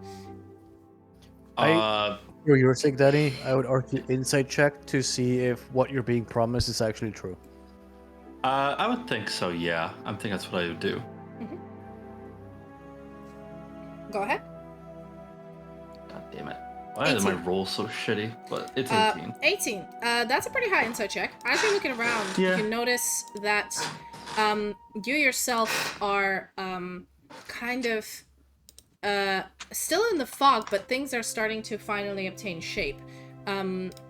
Bax's snout, you can see it start to come out of the fog. You see like flickering of something that seems like a lake behind you. And as you're sitting there, you feel the sense of serenity and calmness inside you. This is something that Bax did promise. You haven't spoken to the god yet. You don't know if it will work, but you already, as you're sitting in this space, feel the I guess, unemotional approach to fact and truth. And the fact that while knowledge is exciting, some things just are, and some things just aren't. And knowing that, the certainty of knowing when something is and something isn't, is comforting in a way, rather than constant doubt, because it is answers rather than questions. And I would say with this insight check, you feel this, like, the feeling goes you that, like, what Bax told you, that, like, this might help you with your PTSD. You're like, maybe this seems like different to all the other religions that are like, just believe and love the god and everything. This one's like, God doesn't require love. God doesn't require submission. He just requires facts and, you know, truth. Just need God to just tell me the fucking truth. Yeah, and sometimes it requires secrets. Secrets are necessary, because otherwise, if everybody told the truth all the time, everything would be completely fucked. It is the balance between the two. The understanding that some things need to be kept quiet and some things need to be told. But it is the understanding that, unlike, like, you know, when some gods say, I will or I won't, this one is like, I will. Or, I'm not gonna do that. And you're like, oh, okay. And it's final, you know. It's fine, because at least my god is like to me, not some other god. But yeah, as you're sitting there, slowly the area clears up and you see the lake, and this figure appears hooded in front of you, Sildanna, and you, Bax. I bow before him. My lord. He bows his head. Cringe. Cringe. I bring you Sildanna, who seeks truth. He kind of looks at you, Sildanna, with his hooded, completely hidden face.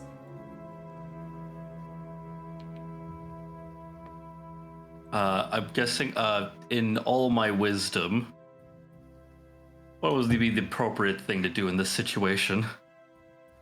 This, with your insight, I'd say carries over. This being seems unbothered by you being here. It seems to have, you know, if Bax kind of referred you, you know, you've passed the first check. Yeah, it's a refer a friend kind of religion. He kind of looks at, and his appearance to you is, he isn't trying to intimidate, he isn't trying to make you in awe of him, nor afraid of him. He just is. And he doesn't approach you. It is your choice to interact with him, if you wish. Okay. Sildanna essentially kind of bows, kind of like courteously. He nods his head. And she just introduces herself. Hello, I am Sildanna Markuth. I know who you are, Sildanna. I've seen you through his eyes. And I'm stage whispering because he's usually whispering, but I want my mic to pick it up. I want to clarify something. Technically, it's no longer eyes plural. Shut. What? He's got a robot eye. Oh, right, because Bax has one eye now. That's what I Yeah, forgot. now, okay. Yeah, I forgot that. Anyway, he kind of looks at you, Sildanna, and says, You are here in search of answers. No, not answers. A peace of mind. Yes, I've been struggling a lot, and I've been in dire need of assistance. I see you have recently obtained some answers to questions dogging you for a long time. Even though they were not the answers you were looking for. Sometimes, unveiling secrets does not bring joy. It brings sorrow. But just as some secrets are meant to be kept, some are meant to be shown. Sit. and he sort of moves his hands, and instead of like you sitting down, the lake rises to meet you as he like folds his feet under himself and sits down in like a lotus pose. So the lake itself moves up. And you guys are like sitting now. Yeah, I'm sitting. Cool. Oh, you can see his legs. Well, he is in a cloak. I mean, like as he folds, like you see him compress. You just start to see the sandals. He was not expecting. He's been wearing Crocs this whole time. He's been wearing Crocs this whole This time. bitch is wearing Crocs in attack mode. Oh, yeah. So as you're sitting down in this lake, I'd say I'm not gonna go through the details, but like he goes through a centering ceremony where you're trying to, you know, he like any good therapist, he kind of says, okay, so take a situation and break down all the facts you know about the situation in positive and negative that are to you, with attached emotions. Have that list. Now have another list which is just cold hard facts without emotional attachment. And then compare the two lists. Like he's literally taking you through a therapy session. He's literally taking me through a therapy session right now. God pretty damn. much. So I need you to give me, you know, I guess a wisdom saving throw. Okay. Let's say DC. Because like I'm dealing with a lot of trauma right now, a lot of like intense trauma, and that's gonna be DC 18. Give me a wisdom saving throw. Not impossible, but hard. DC 18. Oh, hard. 13. As you're looking down at this, like, yeah, you're not really writing lists. It's more like images in the lake and in your mind. Bax, you conveniently don't see these images. This is only for Sildanna. You're just there to help. Yeah, I mean, I just spawn drinks.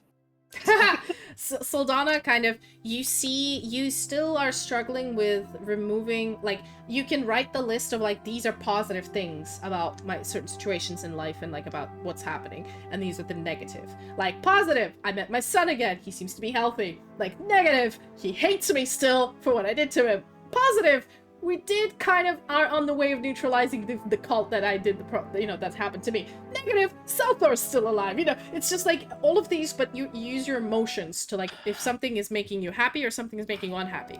Now, what you're struggling with is writing the objective list of just simple facts without emotional attachment, and then reconstituting them together. So I'd say you're halfway there. You didn't completely like fail, but you didn't get the DC. But this kind of makes sense. It's like the first therapy session, right? Yeah, but even though you're sitting there, you are feeling like, unlike the religion, I mean, the only religion you've ever known is that of the lady, which is, it is so hierarchied at this point that it is a religion where there can be no doubt, no secrets, no personal emotions about it. It is absolute. The religion exists. The goddess is among you. She gives you her power. You can wield it, and you must believe in her. And if you don't believe in her, you're a heretic. Like, it's dogmatic. This religion seems more like, well, you went in there to find some answers. How did these answers make you feel? Sometimes it doesn't matter how they make you feel because they're still answers and they're a fact. How do you reconcile that? It's a religion that makes you think, in a way. More philosophy than a religion. And as you're sitting there, you're like, some people can find this a little bit too cringe. Some people find it exactly what they need because they cannot accept the dogmatic religion where you cannot... There isn't really gray areas, you know? There isn't really... Some secrets really should be kept. Think for yourself. Yeah, like, people... Like, there's only one person who can keep the secrets, and that's the goddess. She has the right, and that's it. Nobody else does. Like, everybody else needs to be truthful and kind and all of that and obey her, and, you know, you're like... I get it, you know, as a mass religion it works, but you've always felt it was a little bit... I don't know, it wasn't your thing, I guess. You don't know about this. This is new. This is different. You still don't know if you like it. But it's different. Okay. I think, like, after kind of just going through this, like, I guess, session with him, Mm-hmm.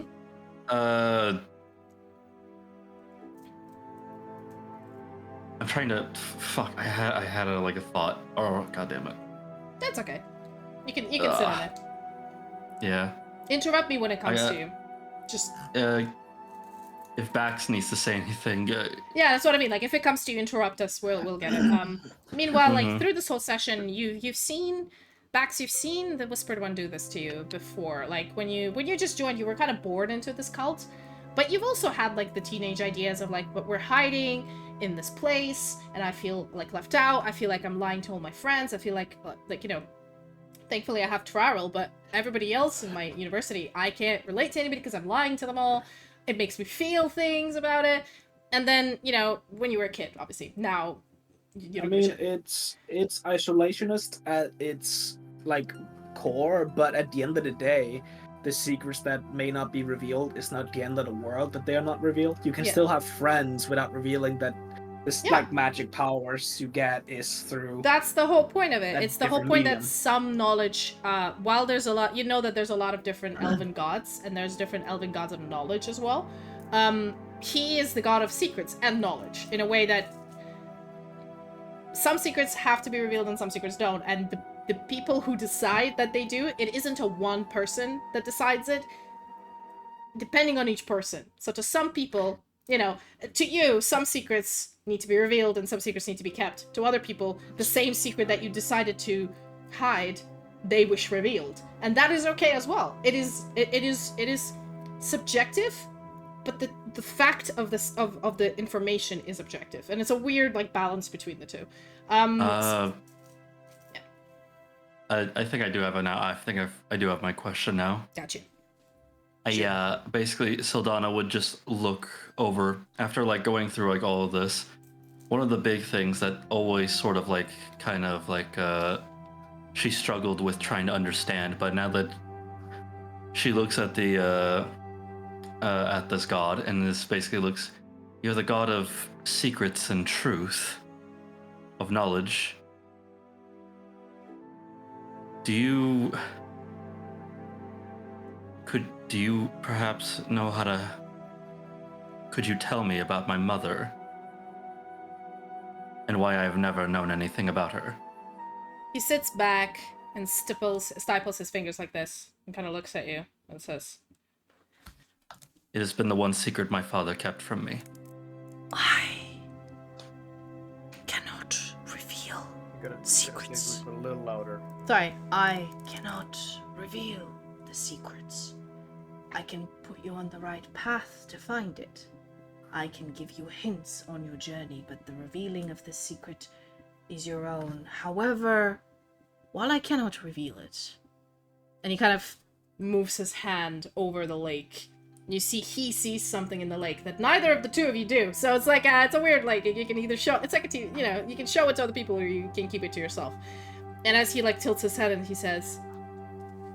While I cannot tell you the secret or the identity of your mother, or what has happened to her, or what happened to you, I can say that you will find out soon. Very soon. Keep an eye out. And he sort of leans back. Okay. Keep an eye out. Yeah, like your mom's just like in that tavern over there.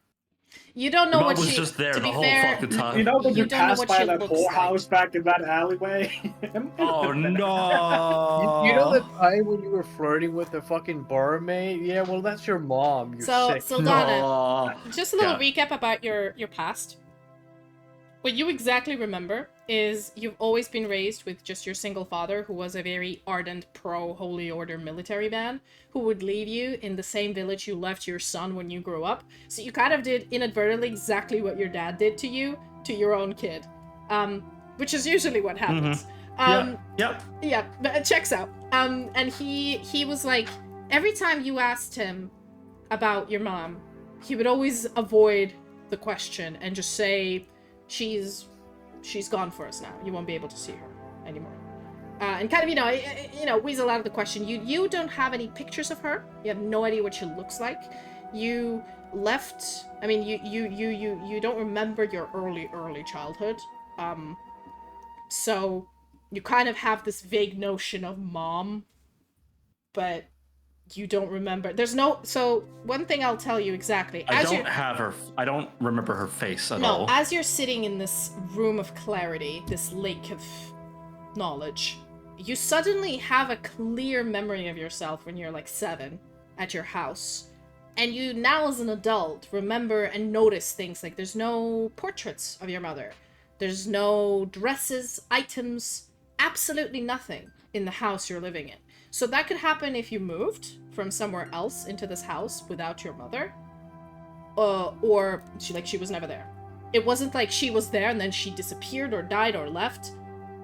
The house you were raised in and born in and the village you were living in with your father, your earliest memories when they start, there's not a single trace of your mother. But your father never told you, like, you had to have a mother. You didn't just dissolve into... I wasn't just willed. Yeah, you weren't just willed. She existed or exists, you don't know, but you have absolutely no evidence of her. And when you did ask him, like, where's my mother? He wouldn't tell you she's dead. He'd just say, she's gone. You won't be able to see her anymore. That's it.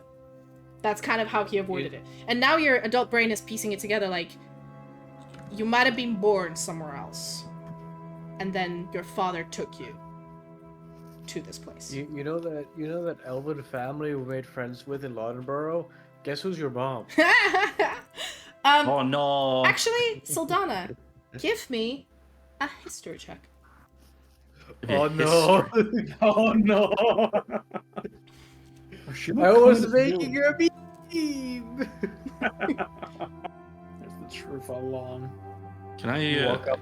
Mother. Oh, fuck it. History, please. Oh, okay. Please. 19. As you're sitting there again, you're remembering this empty room, no mother, and the avoidance of your father saying, like, not saying she's dead, let's go visit her grave. More like you can't see her anymore. And then you also remember, immediately your first instance is, as a child, was like, does she not want me?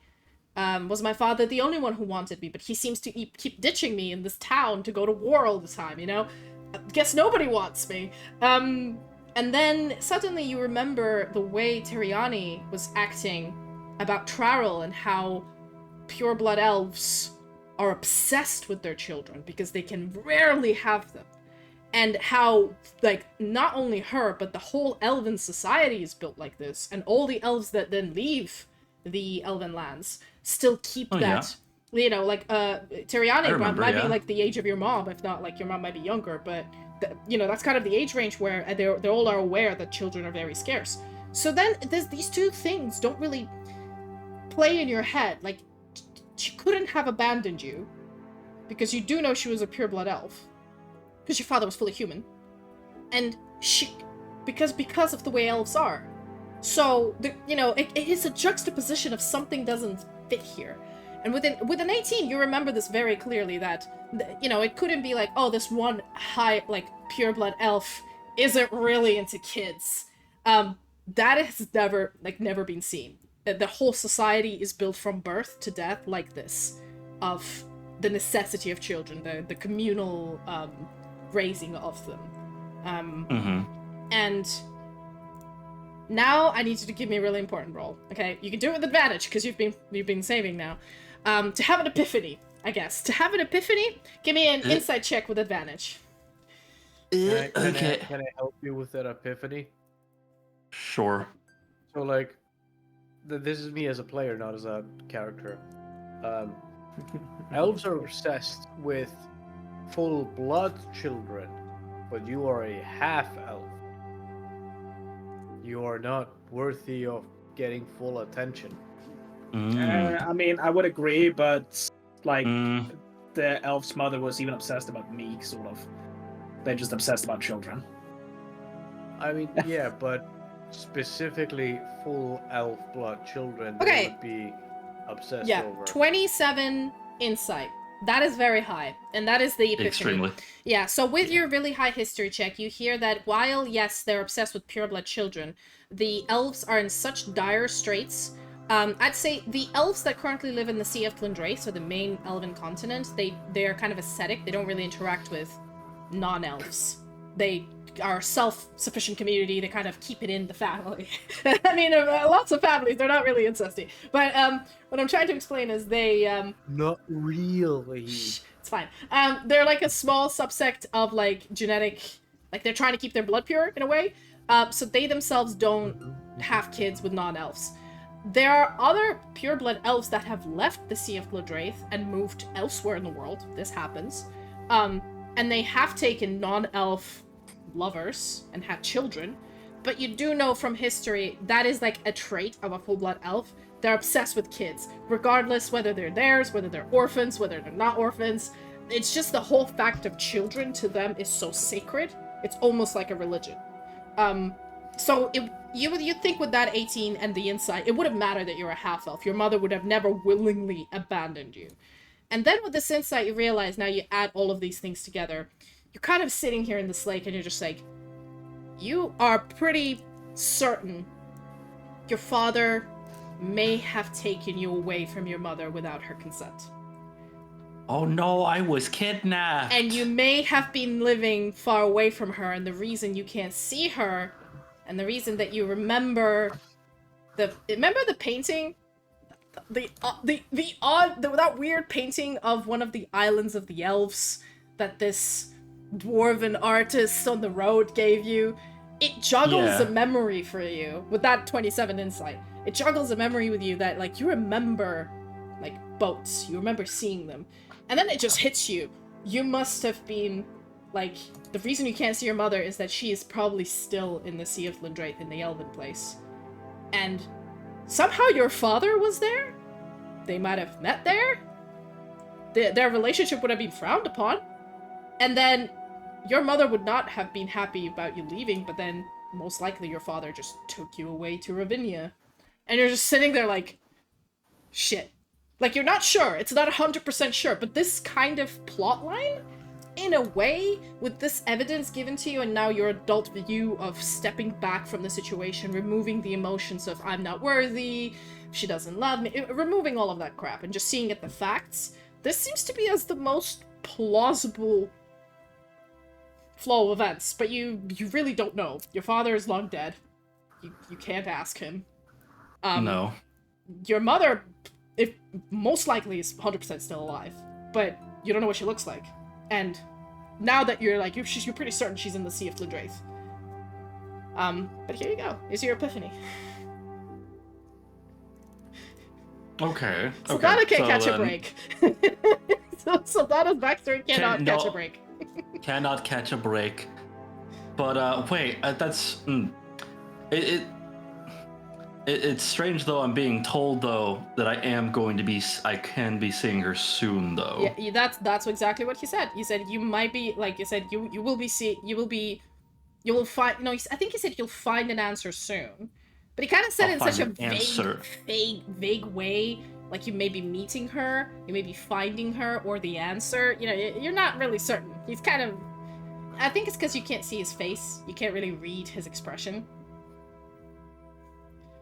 I guess I would also look to ask him as like, well, I seem to have a connection also to the Fae Wild, I think. And he goes, That is because of your elven blood. While Bax here has been granted my favor, the Falinauts, who are pure-blooded elves, have been worshipping me for eons before Laudenborough was even a thought. I have always been an elven god in the Pantheon, and my influence in the Feywild is equal to those of others. I am the brother of Dalsane, the god of gods, and you, as a descendant of a pure-blood elf, have a connection to the Feywild, undeniable.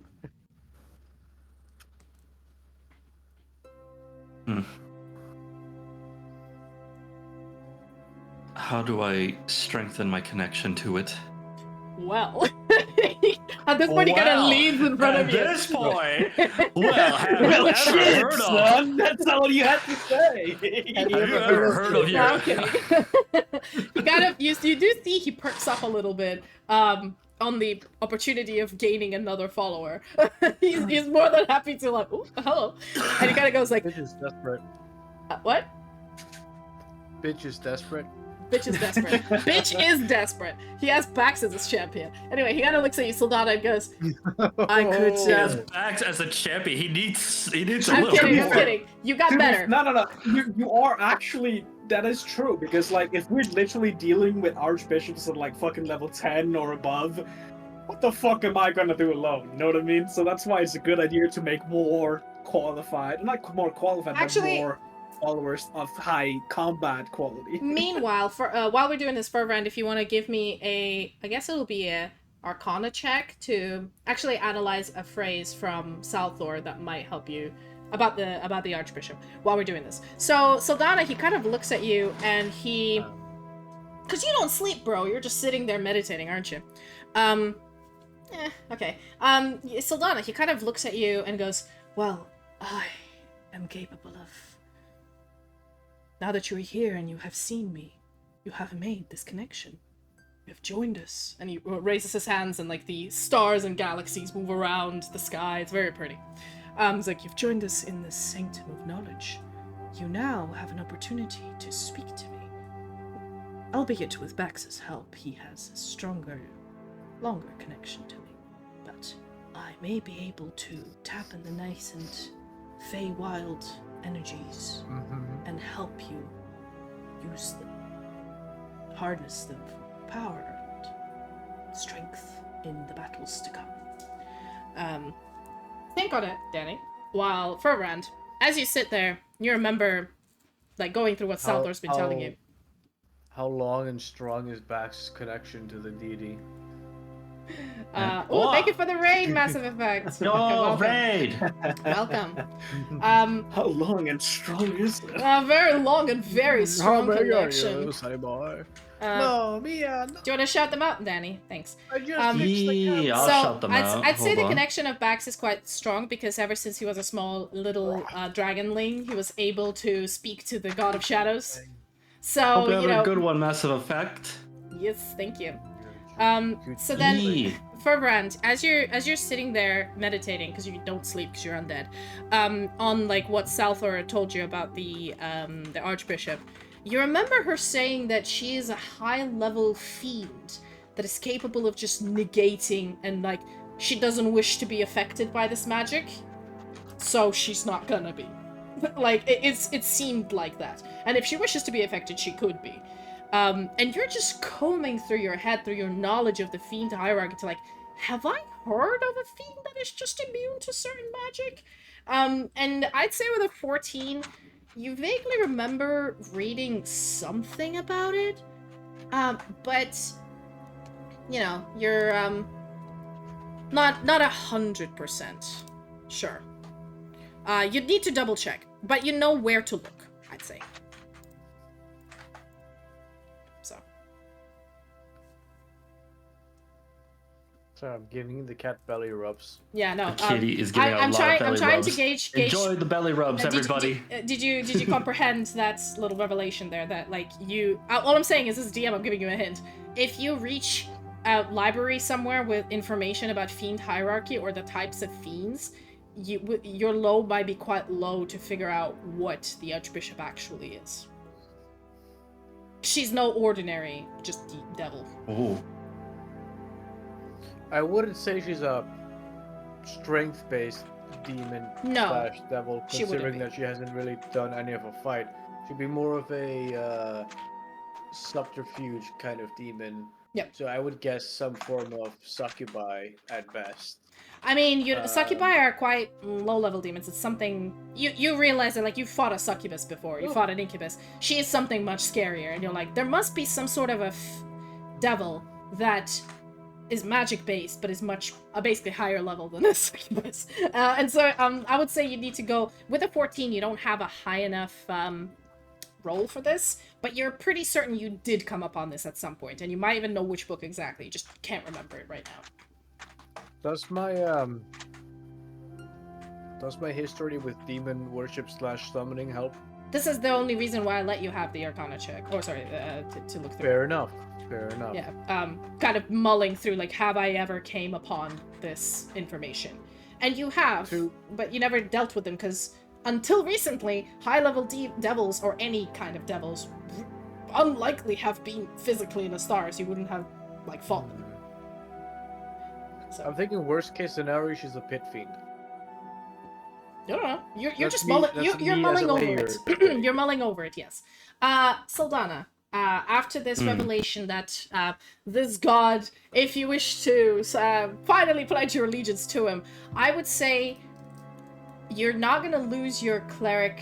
You know the feat, the clerical feat that you had from the lady. I'm about to say, do I lose my cleric magic spells I had? Because now that you're sitting here, you realize, and you've had this realization before. I've made you do insight and arcana checks before on this, that your the magic of the lady is actually regardless of the faith. She shares it with you if you pray, and now that you join the Holy Order, you are part of her army, and she gives you like a part of herself in a way.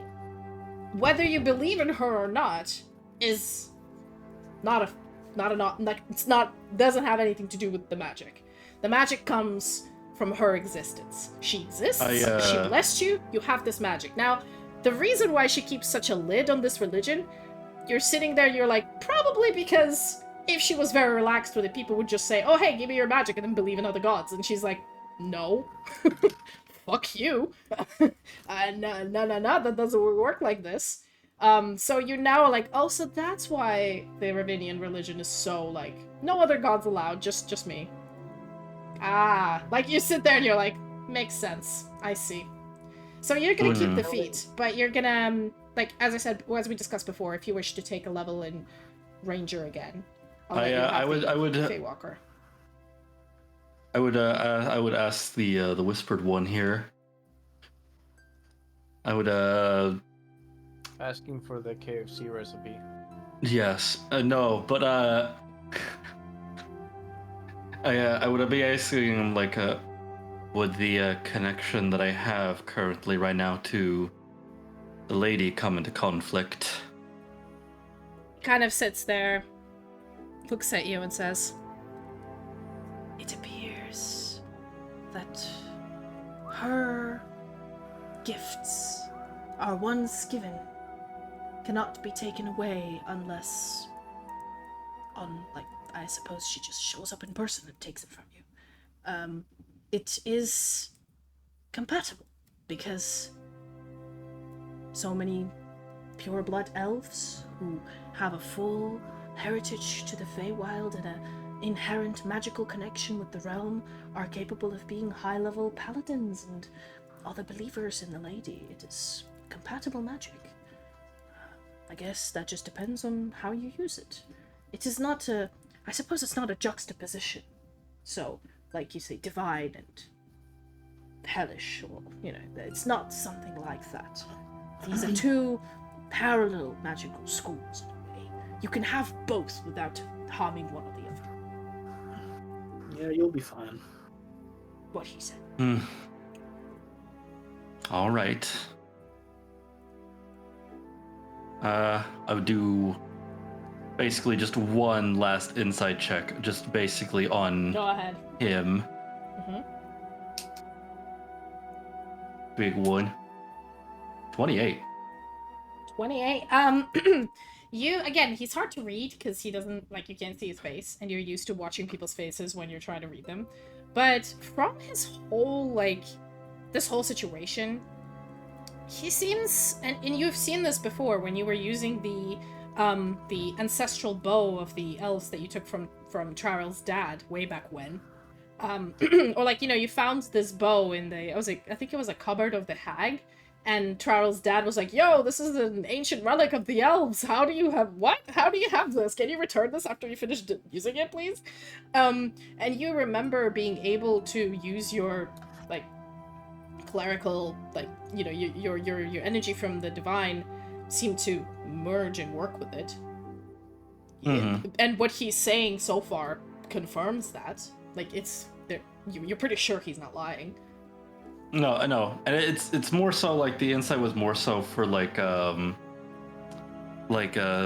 basically he's trying to and basically. Are you just trying to read him? Join? Yeah, you're trying to read him. Yeah. I'm gonna say with a 28, it is obvious he's desperate for followers. He seems to be very happy that you're even considering this option.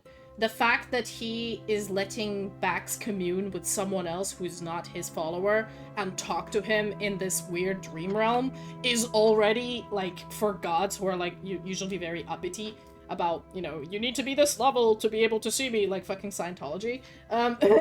You're sitting there and you're and you're man, this guy is begging for crumbs here. he's looking for any purchase. I'm just a follower, please. Yeah, please, for the love of God, I need to reach Twitch affiliates. I literally have this guy as my only big follower. Please, I need somebody. He is literally a Twitch streamer that's trying to break into the affiliate of I need at least 5 viewers per stream to be able to get the affiliate. Please, for the love of God, I need some followers. That's literally it. I can't help but imagine him doing a Twitch stream where he's just sitting in the corner reacting to whatever the fuck we do on live. Oh my god, and also doing it in ASMR. Yeah. Oh god. Must be very traumatizing for him. That would be amazing. Just beat up that one woman. I'm low-key just want to get banned after that maggot scene. The sitting there. The reaction phase of the whole maggot situation. They did what to a fucking assassin?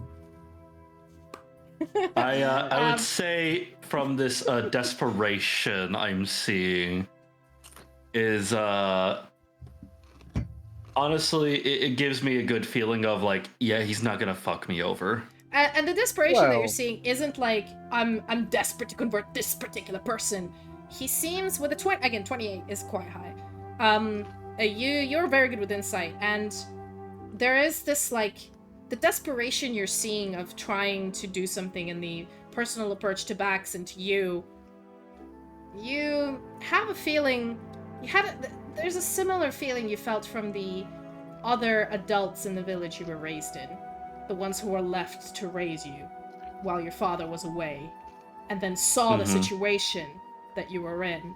But because they're not your dad or your mom, they couldn't really, intervene and be right, I'm taking this kid, he's mine now.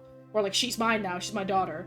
They're she's not my daughter, but I will cook for her and, watch her and make sure she's okay. But, I feel bad for her because her dad, her situation's like this. But I can't leave her alone. She's not really my kid. And it's a weird, body language of an adult.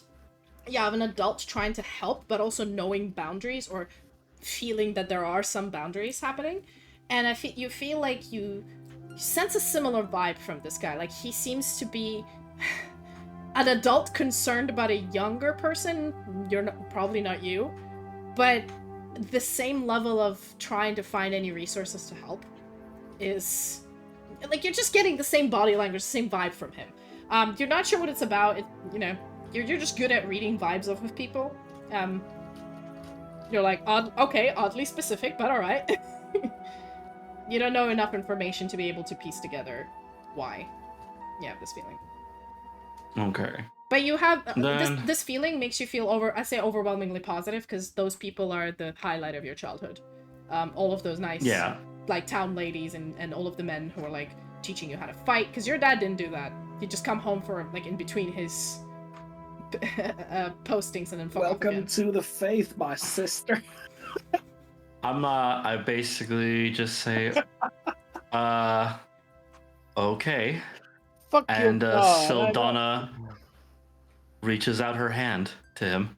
Okay, I guess it's 2v1 now, Ferverand. One more body to bury. It was really funny, because when we started this campaign, in episode 1, which is, episode 38, Ferverand was, like, very pro-lady, Bax was very pro his god, and Sildanna was, like, I made it so, like, we had the one that follows the law of the land, the one that is the rebel, and then the one that is the reasonable one, kind of, or, like, undecided, the neutral factor. That was the decision, and now with her decision to swap over to the other team, I'm like, oh, balance is shifting, how interesting. The balance of power. Yes, I'm living for it. Cool. As you reach out your hand, body to bury, baby. As you reach out your hand, he takes yours, and as you he kind of is incorporeal. He feels the same as the fog, but he does his you don't feel it. It's a weird sensational problem in your head. Like, you see the hand physically in yours, but you don't feel it in yours. It's like he is not real, or he's not here. Oh. And okay. As Bax kind of, he reaches the other hand to Bax. And then he nods at you two to join hands as well. And you undergo an initiation ceremony in this dream realm. You've never done one of these, Bax. You were the youngest of the group, of the ones. And it is, I mean, I'm not gonna go into too much detail about it. It's just like a quiet, solemn ceremony where, Sildanna, you feel like, I'll say, next time you level up, you gotta get yourself a, you still need to, accept and learn a little bit more about this. You need a few more dream sessions with Bax and his deity. And then you can get yourself a level 3. You don't want to just give me the level just yet. Not yet. You gotta have a few more dream sessions. Yep, you're gonna work for it just a little bit. But I'm having a feeling, from how you guys are going, it's not gonna be, it's gonna be soon. That's all I'm gonna say. So, this works. Okie dokie. And then I executed the entire party. Yay, everybody's dead. Everybody dead, roll new characters. I think, personally, this is a good place to kind of end it, because it is already 11 where I'm at, and you guys are, everybody's getting tired. Danny, you're really sick. I don't want to, thank you so much for the roleplay. I know you were struggling. I didn't want to, I don't want to hold you too long. I'm getting slowly more and more hammered. Exactly. I think I'm also binge drinking, so. Slowly by the end of it, I'm already barely stringing sentences together. I'm drinking, a lot of fucking vodka compared to the entire blend. Oh, geez, yeah. Well, thank you so much for everybody for coming. Thank you so much for the raid. Please follow Massive Effect. They're awesome. This is session 38. It will go up on YouTube. It's currently live on YouTube, but the quality probably isn't so good. It's gonna go up on YouTube soon once I be able to upload it. And, we'll announce the next session whenever we can schedule it, because that's how life is. Thank you so much. Boy is gonna be busy for any point beyond April. Oh boy. So you got April. Anything after that, fucking dream on.